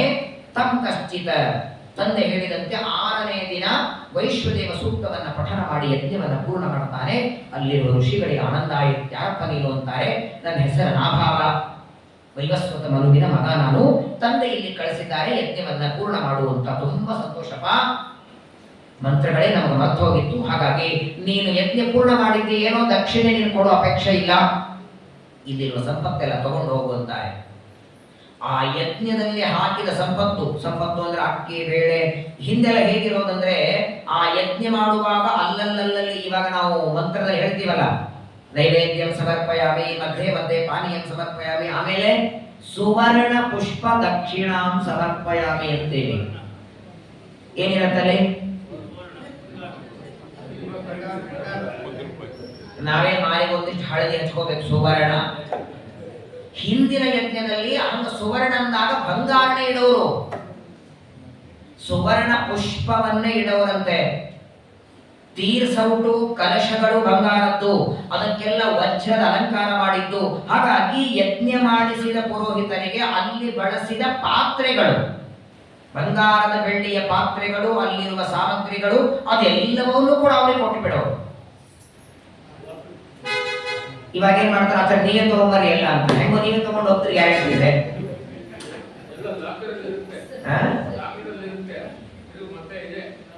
ಲಾಕರ್ ಅಲ್ಲಿ ಇರತ್ತೆ, ತಾಮ್ರತೆ. ಇವ್ರು ಹೋದ್ಮೇಲೆ 12 ದಿವಸ ತೆಗಿತಾರೆ ಹೊರಗೆ, ಮತ್ತೆ ಒಳಗಿರ್ತಾರೆ. ನನಗೆ ಅದೇ ಒಂದು ವಿಚಿತ್ರ ಅನ್ಸೋದು. 16 ಲಕ್ಷ ರೂಪಾಯಿ ಖರ್ಚು ಮಾಡಿ, ಮೊನ್ನೆ ಒಂದು 15 ದಿವಸದ ಹಿಂದೆ ಒಂದ್ ಕಡೆ ಪ್ರವಚನಕ್ಕೆ ಹೋಗಿದ್ದೆ. ಒಬ್ಬ ಹೆಣ್ಮಗಳು ಪ್ರವಚನ ಮುಗಿದ ಮೇಲೆ ಒಂದು ಸೋಮಸೂತ್ರ ತಂದು ತೋರಿಸಿದ್ರು. ರೀಸೆಂಟ್ ಆಗಿ ಆಚಾರ್ಯ ಒಂದು ಸೋಮಸೂತ್ರ ಮಾಡಿಸಿದ್ದೀನಿ ಅಂತ. ತುಂಬಾ ಸಂತೋಷ ಅಂದ್ರೆ, ದೊಡ್ಡ ಸೋಮಸೂತ್ರ, ಒಳಗಡೆ ಚಕ್ರಾಬ್ಜ ಮಂಡಲ ಬರೆದಿತ್ತು. ಬಹಳ ಒಳ್ಳೇದಾಯ್ತಮ್ಮ. ಎಲ್ಲರೂ ತಮ್ಮ ಮೈ ಮೇಲೆ ಹಾಕೊಳ್ಳಿಕ್ ಮಾಡ್ಕೋತಾರೆ. ಚೈನ್ ಆಯ್ತು, ನೆಕ್ಲೆಸ್ ಆಯ್ತು, ದೇವರ ಸಲುವಾಗಿ ಮಾಡಿಸಿದ್ದೀರಿ, ಬಹಳ ಸಂತೋಷ. ಡೈಲಿ ಪೂಜೆ ಮಾಡ್ತಾರ, ನಿಮ್ಮ ಮನೆಯವ್ರು ಇಟ್ಕೊಂಡು. ಇಲ್ಲ ಸರ್, ವಾಕಲ್ಲಿ ಇಟ್ಟಿರ್ತೀವಿ, ಹಣೆ ಬರ ಅಂತ ಮಾಡಿಸಿದ್ ಯಾಕಂತ ಕೇಳಿದೆ. ಮತ್ತೆ ಅಷ್ಟು ಚೆನ್ನಾಗಿ ಸೋಮಸೂತ್ರ ಮಾಡಿಸಿ, ಒಳ್ಳೆ ಡಿಸೈನ್ ಒಳಗೆ ಚಕ್ರಾಬ್ಜ ಮಂಡಲ, ಶಾಲಿಗ್ರಾಮ ಇಟ್ಟು ನಿಮ್ ಗಂಡ ಅಭಿಷೇಕ ಮಾಡ್ತಾ ಇಲ್ಲ ಅಲ್ಲಿ ಇಟ್ಟಿರ್ತೀವಿ ನೋಡಿ. ಸಂಪಾದನೆ ಮಾಡಿದ ಸಂಪತ್ತು ಒಂದ ಭೋಗ ಮಾಡಬೇಕು, ಇಲ್ಲ ಎತ್ತಿ ದಾನ ಮಾಡಬೇಕು, ಇಲ್ಲ ಅಂದ್ರೆ ಲಾಕರ್ ಪಾಲೆ. ಅದು ಎಷ್ಟು ದಿನ ಅಂತ ಈಗ ನಿಜವಾದ ಬಂಗಾರ ಹಾಕೊಳ್ಳಿಕ್ಕೆ ಕೆಲವರಿಗೆ ಭಯ. ಹಾಗಾಗಿ ಗೋಲ್ಡ್ ಅದು ಯಾವ್ದು ಬಂದಿದೆಯಲ್ಲ, ಅದನ್ನ ಹಾಕೋತ ಮಾಡಿಸ್ಲಿಕ್ಕೆ ಯಾಕೆ ಬಂಗಾರ? ಯಾಕಂದ್ರೆ ಈ ಭಯ ಸಾಯೋವರೆಗೆ ಹೋಗಲ್ಲ. ಕೈಯಲ್ಲಿ ನಿಜವಾದ ಬಂಗಾರ ಬಳೆ ಹಾಕೊಂಡ್ರೆ ಎಲ್ಲೋ ದೊಡ್ಡ ದೊಡ್ಡ ಸಮಾರಂಭಗಳಲ್ಲಿ ಸಾವಿರಾರು ಜನ ಇದ್ದಲ್ಲಿ ಹೋದ್ರೆ ಅದನ್ನು ಯಾರೋ ಎಳಿತಾರೆ ಅಂತ ನಿಮಗೆ ಭಯ ಇರೋವರೆಗೆ ನೀವು ಇದ್ದದ್ದು ಹಾಕೊಳ್ಳಲ್ಲ. ಅದು ನೋಡ್ಕೊಂಡು ಅದನ್ನೇ ಮಾಡಿಸ್ಕೊಡ್ರಿ, ಇದನ್ನು ಮಾಡಿಸ್ಕೊಡಿ ಕಷ್ಟಪಡ್ತೀರಿ. ಯಾಕಂದ್ರೆ ಲಾಕರಿ ಇಟ್ಟು ಅದಕ್ಕೆ ಲಾಕರಿ ಇಟ್ಟು ದುಡ್ಡು ಕೊಡ್ಬೇಕಲ್ಲ, ಅದೇ ಬುಕ್ಶೆಟ್ ಇಟ್ಕೋತಾರ ಅವರು. ಆ ಲಾಕರ್ ಇರೋ ಡಿಪಾಸಿಟ್ ಒಳಗೆ ಮತ್ತೆ ತೊಲೆ ತಗೋಬಹುದು. ಸಂಪಾದನೆ ಮಾಡಬೇಕು, ಮಾಡಿದ್ದನ್ನು ಉಪಭೋಗನೂ ಮಾಡಬೇಕು. ಆ ನಾಭಾಗ ರಾಜ ಎಲ್ಲ ಋಷಿ ಮುನಿಗಳು ಹೇಳ್ತಾರೆ ಇಲ್ಲಿರೋದನ್ನೆಲ್ಲ ತಗೊಂಡು ಹೋಗುವಂತ. ಪಾಪ ಎಲ್ಲ ಆರಿಸ್ಕೊಳ್ತಿದ್ದ, ಅಲ್ಲಿರುವ ಸಂಪತ್ತೆಲ್ಲ ಆರಿಸ್ಕೊಂಡು ಮನೆಗೆ ತರಬೇಕಾದರೆ ತಂ ಕಶ್ಚಿತ್ ಸ್ವೀಕರಿಷ್ಯಂತಂ ಪುರುಷಂ ಕೃಷ್ಣ ದರ್ಶನ. ಉತ್ತರ ದಿಕ್ಕಿನಿಂದ ಒಬ್ಬ ಕಪ್ಪು ಬಣ್ಣದ ಒಬ್ಬ ವ್ಯಕ್ತಿ ಬಂದ್ರ. ಬಣ್ಣ ಮಾತ್ರ ಕಪ್ಪು ಇದೆ, ಮುಖದಲ್ಲಿ ಮಾತ್ರ ಕಾಂತಿ. ಅವರು ಬಂದು ನಾಭಾಗನ ತಲೆ ಮೇಲೆ ಕೈ ಇಡ್ತಾರೆ. ಏನ್ ಮಾಡ್ತಿದ್ದಿ ಅಂತ ಕೇಳ್ತಾರೆ. ನಾಭಾಗ ಅಂದ, ನಮ್ಮ ತಂದೆ ಹೇಳಿದ್ದಾರೆ ಯಜ್ಞದ ಸಂಪತ್ತೆಲ್ಲ ತಗೊಂಡು ಬಾ ಅಂತ ತಗೊಂಡು ಹೋಗ್ತಿದ್ದೇನೆ. ಅವ್ರಂತಾರೆ ಇದನ್ನೆಲ್ಲ ನೀನ್ ತಗೊಂಡು ಹೋದ್ರೆ ನಾನ್ ಹೆಂಗ್ ಬದುಕೋದು ಅಂದ್ರು. ಯಜ್ಞದಲ್ಲಿ ಇರೋದೆಲ್ಲ ನಂದಪ್ಪ, ಪ್ರತಿಯೊಂದು ಯಜ್ಞದಲ್ಲಿಯೂ ಉಳಿದದ್ದೆಲ್ಲ ನಾನ್ ತಗೊಂಡು ಹೋಗಿ ಬದುಕಬೇಕು. ನಮ್ಮಂತವರಾಗಿದ್ರೆ ಮಂತ್ರ ಹೇಳಿದ್ ನಾನು, ಪೂರ್ಣಾಹುತಿ ಹಾಕ್ಸಿದ್ ನಾನು, ನೀವೇನ್ ತಗೋತೀರಿ ಅಂತ 108 ಮಾತು ಜಗಳಾಡೋದು. ಏನ್ ಪ್ರಾಮಾಣಿಕ ನೋಡಿ ನಾಭಾಗ. ಆ ಕಪ್ಪು ಬಣ್ಣದ ವ್ಯಕ್ತಿ ಅವರನ್ನ ನಮಸ್ಕಾರ ಮಾಡ್ತಾನೆ. ನೋಡಿ ನೀವ್ಯಾರು ಅಂತ ಗೊತ್ತಿಲ್ಲ, ಆದ್ರೆ ನಮ್ಮ ತಂದೆ ಹೇಳಿದ್ದಕ್ಕೆ 6ನೇ ದಿವಸ ಮಂತ್ರ ಹೇಳಿ ಯಜ್ಞ ಮಾಡು, ಯಜ್ಞದ ಪೂರ್ಣಾಹುತಿಯಾದ ಮೇಲೆ ಸಂಪತ್ತು ಕೊಡ್ತಾರೆ ಅಂತ ತಂದೆ ಮಾತು ಕೇಳಿ ಬಂದಿದ್ದೇನೆ. ಇದೆಲ್ಲ ನಿಮ್ದೇ ಆದ್ರೆ ಅವಶ್ಯ ತಗೊಂಡು ಹೋಗಿ ಅಂತ. ಆದರೆ ಅವ್ರು ಬಂದವರು ಸಾಮಾನ್ಯರಲ್ಲ. ಅವ್ರು ಅಂತಾರೆ ನೋಡು, ನಾನ್ ತಗೊಂಡು ಹೋಗ್ಬೇಕು, ನೀನ್ ತಗೊಂಡು ಹೋಗ್ಬೇಕು, ಯಾಕೆ ಒಂದು ಕೆಲಸ ಮಾಡು, ನಿನ್ ತಂದೆಗೆ ಹೋಗಿ ಕೇಳು. ನಿನ್ ತಂದೆ ಕಳಿಸಿದಾರಲ್ಲ ಅವರಿಗೆ ಹೋಗಿ ಕೇಳು. ಅವ್ರು ಅಕಸ್ಮಾತ್ ಆಗಿ ನೀನೇ ತಗೊಂಡು ಬಾ ಅಂದ್ರೆ ನೀನ್ ತಗೊಂಡು ಹೋಗು, ಇಲ್ಲ ನನಗೆ ತಗೊಂಡು ಹೋಗಂದ್ರೆ ನಾನು ತಗೊಂಡು ಹೋಗ್ತೇನೆ. ಸರಿ ಅಂತ ಎಲ್ಲ ಸಂಪತ್ತು ಅಲ್ಲೇ ಬಿಟ್ಟು ಮನೆಗೆ ಓಡಿ ಬರ್ತಾನೆ. ಬಂದು ವೈವಸ್ವತ ಮರುದಿ ಕೇಳ್ತಾನೆ, ನೀವು ಹೇಳಿದ ಹಾಗೆ ಯಜ್ಞ ಮಾಡಿಸಿದೆ, 6ನೇ ದಿನ ಮಂತ್ರ ಪೂರ್ಣಾಹುತಿ ಆಯಿತು, ಸಂಪತ್ತೆಲ್ಲ ಆರಿಸ್ಕೊಳ್ಬೇಕಾದ್ರೆ ಯಾರೋ ಒಬ್ಬ ವ್ಯಕ್ತಿ ಬಂದು ನಂದು ಅಂತಿದ್ದಾರೆ, ಕೊಡ್ಲು ನಾನ್ ತರಲು ಅಂತ ಕ್ಷಣ ವೈವಸ್ವತ ಮನು ಅಂತಾರೆ, ಬಂದವರು ಯಾರಪ್ಪ? ಮನೋನಿಯಾಮಕ ರುದ್ರದೇವರು. ತಾರತಮ್ಯದ 5ನೇ ಕಕ್ಷಾದಲ್ಲಿ ದಕ್ಷ ಪ್ರಜಾಪತಿ ಯಜ್ಞದಲ್ಲಿ ನಿಮಗೆ ಆಹುತಿನೇ ಕೊಡೋದು ಬೇಡ ಅಂತ ಶಾಪ ಕೊಟ್ಟಿದ್ದಲ್ಲ, ಆಗ ದೇವರು ವರ ಕೊಟ್ಟಿದ್ದ, ಯಜ್ಞದಲ್ಲಿ ಉಳಿದ ಭಾಗವೆಲ್ಲ ರುದ್ರದೇವರಿಗೆ ಅವಶಿಷ್ಟ ಭಾಗ ಅಂತ ಕರೀತಾರೆ. ಇವತ್ತಿಗೂ ಎಲ್ಲ ಯಜ್ಞ ಮುಗಿದ ಮೇಲೆ ನೀವು ನೋಡಿ, ಎಲ್ಲ ಹೋಮಾನ ಹೋಮ ಮಾಡುವಾಗ ಮುಗಿದ ಮೇಲೆ ಕೊನೆಗೆ ರುದ್ರಾಯ ಪಶುಪತಯೇ ಸ್ವಾಹ ಅದು ಹಾಕಿದರೆ ಆಹುತಿ ಪೂರ್ಣ ಆಗೋದು. ಹಾಗಾಗಿ ಯಜ್ಞದಲ್ಲಿ ಉಳಿದ ಸಂಪತ್ತು ರುದ್ರದೇವರಿಗೆ ಅಂತ ವ್ಯವಸ್ಥೆ ಮಾಡಿದ್ದರಿಂದ ಅದು ಬಂದದ್ದು ರುದ್ರದೇವರು. ಅದು ಅವರದೇ ಆ ಭಾಗ ಇರತ್ತೆ, ಕೊಟ್ಟು ಬಿಡು, ಬರೇ ಕೊಡೋದಲ್ಲ, ಅವ್ರ ಮನೆಯವರೇ ಕೊಟ್ಟು ಬಾ ಅಂತ ಹೇಳ್ಬಿಟ್ರ ತಂದೆ. ಓಡಿ ಬರ್ತಾನೆ ನಾಭಾಗ, ನಮಸ್ಕಾರ ಮಾಡ್ತಾನೆ. ನಮ್ಮ ತಂದೆ ಹೇಳಿದ್ದಾರೆ ಇದೆಲ್ಲವೂ ನಿಮಗೆ ಸೇರಬೇಕಾದದ್ದು, ಅವಶ್ಯವಾಗಿ ಇದನ್ನು ನೀವು ತಗೊಳ್ಬೇಕು, ನನ್ನಿಂದ ಅಪರಾಧ ಆದರೆ ಕ್ಷಮ ಮಾಡಿ ಅನ್ನೋ ಕ್ಷಣ ಏನ್ ಆನಂದ ರುದ್ರದೇವರಿಗೆ. ರುದ್ರದೇವರಂತಾರೆ ಇದೆಲ್ಲ ಸಂಪತ್ತು ಬೇಡ ನನಗೆ ಅಂತ ತಗೊಂಡು ಏನ್ ಮಾಡ್ಲಿ, ನಿನ್ನ ಪ್ರಾಮಾಣಿಕತೆಯನ್ನು ನೋಡೋದಕ್ಕೆ ನಾನು ಪರೀಕ್ಷೆ ಮಾಡಿದೆ, ಈ ಸಂಪತ್ತಂತೂ ತಗೊಂಡು ಹೋಗು, ಇದರ ಜೊತೆಗೆ ನಾನು ಒಂದು ಸ್ಪೆಷಲ್ ಸಂಪತ್ತು ಕೊಡ್ತೇನೆ ನಿನಗೆ ಅಂತ ನಾಭಾಗರನ್ನ ಕೂಡಿಸಿಕೊಂಡು ಭಗವಂತನ ತತ್ವಜ್ಞಾನದ ಉಪದೇಶ ಮಾಡುತ್ತಾರೆ ರುದ್ರದೇವರು. ನಾವೇ ಹೇಳು ಅಂತ ಕೇಳಿದ್ರು ಹೇಳೋ ಗುರುಗಳು ಸಿಗಲ್ಲ. ಅದರಲ್ಲಿಯೂ ಮನೋನಿಯಾಮಕ ರುದ್ರದೇವರಿಂದ ಉಪದೇಶ ಪಡಿಬೇಕಾಗಿದ್ರೆ ಎಂಥ ಅರ್ಹತೆ ಇತ್ತು. ನಾಭಾಗದ ಪ್ರಾಮಾಣಿಕತೆಯನ್ನ ಮೆಚ್ಚಿ ರುದ್ರದೇವರು ಅವನಿಗೆ ಜ್ಞಾನವನ್ನ ಉಪದೇಶ ಮಾಡ್ತಾರೆ.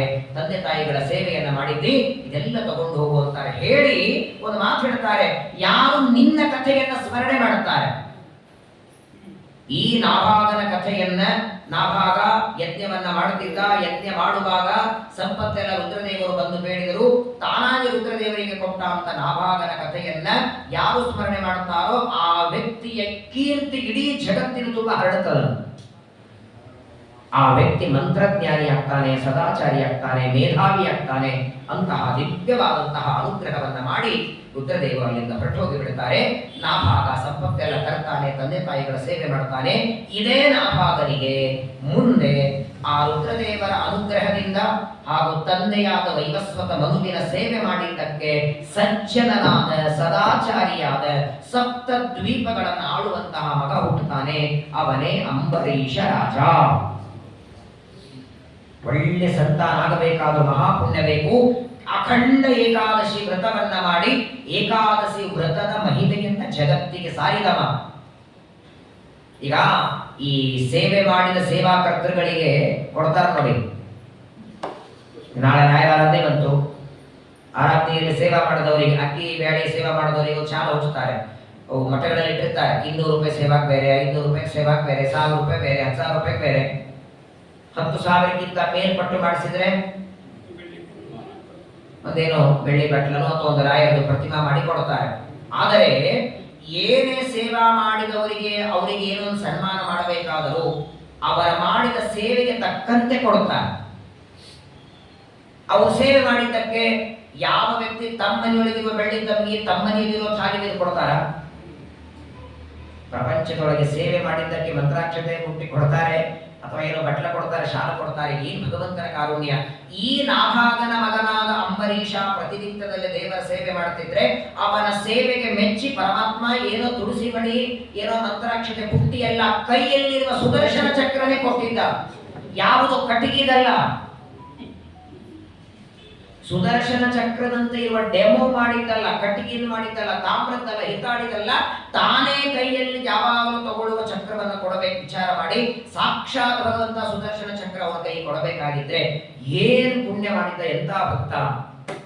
ಅಂತಹ ಏಕಾದಶಿ ವ್ರತದ ಮಹಿಮೆಯನ್ನು ಸಾರಿದಂತಹ ವ್ಯಕ್ತಿ ಅಂಬರೀಷ ಮಹಾರಾಜ, ನಾಭಾಗನ ಮಗ. ಅವನ ಕಥೆಯನ್ನ ನಾಳೆ ದಿನ ಶ್ರವಣ ಮಾಡೋಣ.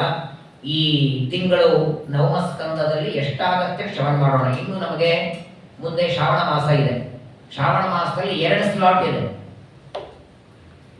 ಶ್ರಾವಣ ಮಾಸದ ಪ್ರಾರಂಭದಲ್ಲಿ 25ನೇ ತಾರೀಕಿನಿಂದ 5ನೇ ತಾರೀಕು ಒಂದು ಸ್ಲಾಟ್ ಇದೆ. ಶ್ರಾವಣ ಮಾಸದಲ್ಲೇನೆ ಕೃಷ್ಣ ಪಕ್ಷದಲ್ಲಿ ಇನ್ನೊಂದು ಸ್ಲಾಟ್ ಸಂಘದಲ್ಲಿ ಇದೆ. ಹಾಗಾಗಿ ಈಗ ಉಳಿದದ್ದು ನವಮ ಸ್ಕಂದ ಆದ ಮೇಲೆ ದಶಮ ಸ್ಕಂದ, ಏಕಾದಶ, ದ್ವಾದಶ. ಈಗ ನೋಡಿ, ಜ್ಯೇಷ್ಠ ಆದ ಮೇಲೆ ಆಷಾಢ ಮುಗಿದ ಮೇಲೆ ಶ್ರಾವಣ, ಭಾದ್ರಪದ, ಆಶ್ವಿನ 3 ತಿಂಗಳಿದೆ. ದಶಮ, ಏಕಾದಶ, ದ್ವಾದಶ 3 ಸ್ಕಂದಗಳು. ಹಾಗಾಗಿ ಆಶ್ವಿನ ಮಾಸದಲ್ಲಿ ಆ ನೈಮಿಷಾರಣ್ಯಕ್ಕೆ ಹೋಗೋದರ ಒಳಗೆ 12 ಸ್ಕಂದಗಳನ್ನು ಇಲ್ಲಿ ಮುಗಿಸಿ ಇಲ್ಲೊಂದು ಮಂಗಳ ಮಹೋತ್ಸವ ಮಾಡಿ, ಇಲ್ಲಿ ಎಲ್ಲರೂ ಬರಬೇಕು. ಇಲ್ಲಿ ಪ್ರವಚನ ಬರೋರೆಲ್ಲ ಯಾರಿಗಾಗತ್ತೋ ಆಗಲ್ಲ ಗೊತ್ತಿಲ್ಲ. ಹಾಗಾಗಿ ಒಂದು ಮಂಗಳವನ್ನ ಮುಖ್ಯ ಪ್ರಾಣದೇವರ ಸನ್ನಿಧಾನದಲ್ಲಿ ಒಂದು ದ್ವಾದಶ ಸ್ಕಂದ ಮಂಗಳವನ್ನ ಮಾಡಿ ಅಲ್ಲಿ ಮತ್ತೆ ಒಂದು ವಾರ ಪ್ರವಚನ ಇರುತ್ತದೆ. ಇಲ್ಲಿ ಏಕಾದಶ ಸ್ಕಂದದ ಕೆಲವು ಭಾಗವನ್ನು ಮಾತ್ರ ನಾನು ಪ್ರವಚನ ಮಾಡುತ್ತೇನೆ. ದಶಮ ಸ್ಕಂದವನ್ನು ವಿಸ್ತಾರವಾಗಿ ಹೇಳಿ, ಏಕಾದಶ ಸ್ಕಂದದ ಕೆಲವು ಭಾಗ, ದ್ವಾದಶ ಸ್ಕಂದವನ್ನು ಇಲ್ಲಿ ಹೇಳಿ ಮಂಗಳ ಮಾಡಿ, ನೈಮಿಷಾರಣ್ಯದಲ್ಲಿ ಒಂದು ವಾರ ಏಕಾದಶ ಸ್ಕಂದ ಕೇಳಬೇಕು ಅಂತ ಅನೇಕ ಜನ ಬರ್ತಿದ್ದಾರೆ. ಹಾಗಾಗಿ ಅಲ್ಲಿ ಒಂದು ವಾರ ಕೇವಲ ಏಕಾದಶ ಸ್ಕಂದ, ದ್ವಾದಶ ಸ್ಕಂದ. ಅಲ್ಲಿ ಮಾತ್ರ ಮಂಗಳ ದಿನ ಮತ್ತೊಮ್ಮೆ 12 ಸ್ಕಂದಗಳು. ಇಡೀ ಒಂದು ವರ್ಷದಿಂದ ಶ್ರವಣ ಮಾಡಿದ್ದನ್ನ ಒಂದೇ ಗಂಟೆಯೊಳಗೆ, 1 ಗಂಟೆಯೊಳಗೆ 12 ಸ್ಕಂದಗಳ ಸಾರಾಂಶವನ್ನ ಹೇಳಿ ನೈಮಿಷಾರಣ್ಯದಲ್ಲಿ ಇದರ ಮಂಗಲ ಮಹೋತ್ಸವ ಇರುತ್ತದೆ. ಹಾಗಾಗಿ ಮುಂದೆ ಬರುವ ಶ್ರಾವಣದಲ್ಲಿ, ಭಾದ್ರಪದದಲ್ಲಿ ಹಾಗೂ ಆಶ್ವಿನ, ಇನ್ನು 3 ತಿಂಗಳಲ್ಲಿ ಭಾಗವತವನ್ನ ಸಮಾಪ್ತಿ ಮಾಡಿ, ಆಶ್ವಿನ ಮಾಸದಲ್ಲಿ ಇಲ್ಲಿ ಮಂಗಳ ಮಹೋತ್ಸವ ಯಾವಾಗಂತ ಇವೆಲ್ಲ ನಿರ್ಧಾರ ಮಾಡಿ ಹೇಳಿದರೆ ಅದರ ಪ್ರಕಾರ ಒಂದು ಅಂದ್ರೆ ಇಲ್ಲಿ ಮುಗಿಸ್ಕೊಂಡು ಅಲ್ಲಿ ಹೋಗೋದ.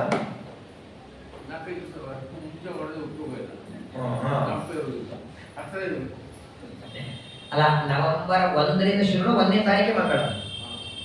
ನವೆಂಬರ್ 1ಕ್ಕೆ ಮಂಗಳ. ಸರಿ, ನವೆಂಬರ್ 1 ಬೆಂಗಳೂರಲ್ಲಿ ಮಂಗಳ. ನವೆಂಬರ್ 6ನೇ ತಾರೀಕಿನಿಂದ 12ನೇ ತನಕ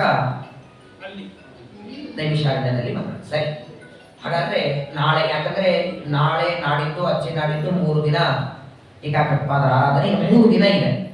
16ನೇ ತಾರೀಕುವರೆಗೆ ಪ್ರವಚನ ಇದೆ. 16ನೇ ತಾರೀಕುವರೆಗೆ ಎಲ್ಲಿವರೆಗೆ ಆಗುತ್ತೆ 9ನೇ ಸ್ಕಂದ ಅಲ್ಲಿ ಮುಗಿಸಿ, ಮತ್ತೆ ಶ್ರಾವಣ ಮಾಸದಲ್ಲಿ ಮತ್ತೆ ನವಮ ಸ್ಕಂದನೂ ಆಗುತ್ತೆ. ಶ್ರಾವಣದಲ್ಲಿ 2 ಭಾಗ ಇದ್ದದರಿಂದ ದಶಮ ಸ್ಕಂದ ಅಲ್ಲಿ ವಿಸ್ತಾರವಾಗಿ ಶ್ರವಣ ಮಾಡಲಿಕ್ಕೆ ಅನುಕೂಲ ಆಗುತ್ತೆ. ನಾಳೆ, ನಾಡಿದ್ದು, ಅಚ್ಚಿ ನಾಡಿದ್ದು ಇನ್ನು 3 ದಿನ ಟೀಕಾರಾಯರ ಸ್ಮರಣೆಯೂ ಮಾಡೋಣ. ಯಾಕಂದ್ರೆ ಟೀಕಾರಾಯರ ಚರಿತ್ರೆ ಬೆಳಗ್ಗೆ ಆರಾಧನೆಯಲ್ಲಿ ಆಚಾರ ಒಂದು ಪ್ರತ್ಯೇಕ ಹೇಳಿರ್ತಾರೆ. ಅದನ್ನು ಮತ್ತೆ ನಾನು ಟೈಮ್ ತಗೊಳ್ಳೋದಿಲ್ಲ.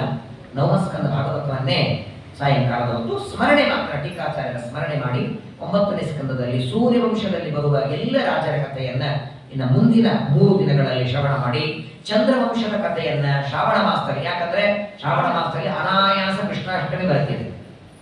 ಶ್ರೀಕೃಷ್ಣನ ಅವತಾರ ಚಂದ್ರವಂಶದಲ್ಲಿ ಆದದ್ದು. ಅನಾಯಾಸವಾಗಿ ನಾವು ನೀವು ಹೇಳದೇನೆ ಶ್ರಾವಣ ಮಾಸ ಬರ್ತಿದೆ. ಆ ಕೃಷ್ಣಾಷ್ಟಮಿಯ ಪರ್ವಕಾಲದಲ್ಲಿ ಶ್ರಾವಣ ಮಾಸದಲ್ಲೇನೆ ಚಂದ್ರವಂಶದ ಕಥೆ, ಚಂದ್ರವಂಶದಲ್ಲಿ ಕೃಷ್ಣಾವತಾರದ ಕಥೆಯನ್ನ ಅಲ್ಲಿ ಶ್ರವಣ ಮಾಡೋಣ. ನಾಳೆ ದಿನ ನಾಭಾಗನ ಮಗನಾದ ಅಂಬರೀಷನ ಕಥೆ, ಏಕಾದಶಿ ವ್ರತದ ಮಹಿಮೆ, ದೇವರು ಏಕಾದಶಿ ವ್ರತ ಮಾಡುತ್ತಿದ್ರೆ ಎಷ್ಟು ಅನುಗ್ರಹ ಮಾಡುತ್ತಾನೆ, ವಿಸ್ತಾರವಾದ ಕಥೆ ಇದೆ. ಅದನ್ನ ನಾಳೆ ದಿನ ಶ್ರವಣ ಮಾಡೋಣ. ಎಲ್ಲರಿಗೂ ಹರಿವಾಯು ಗುರುಗಳ ಅನುಗ್ರಹ ಆಗಲಿ. ಶ್ರೀಕೃಷ್ಣಾರ್ಪಣಮಸ್ತು. ಹರೇ ನಮೋ ಹರೇ ನಮೋ ಹರೇ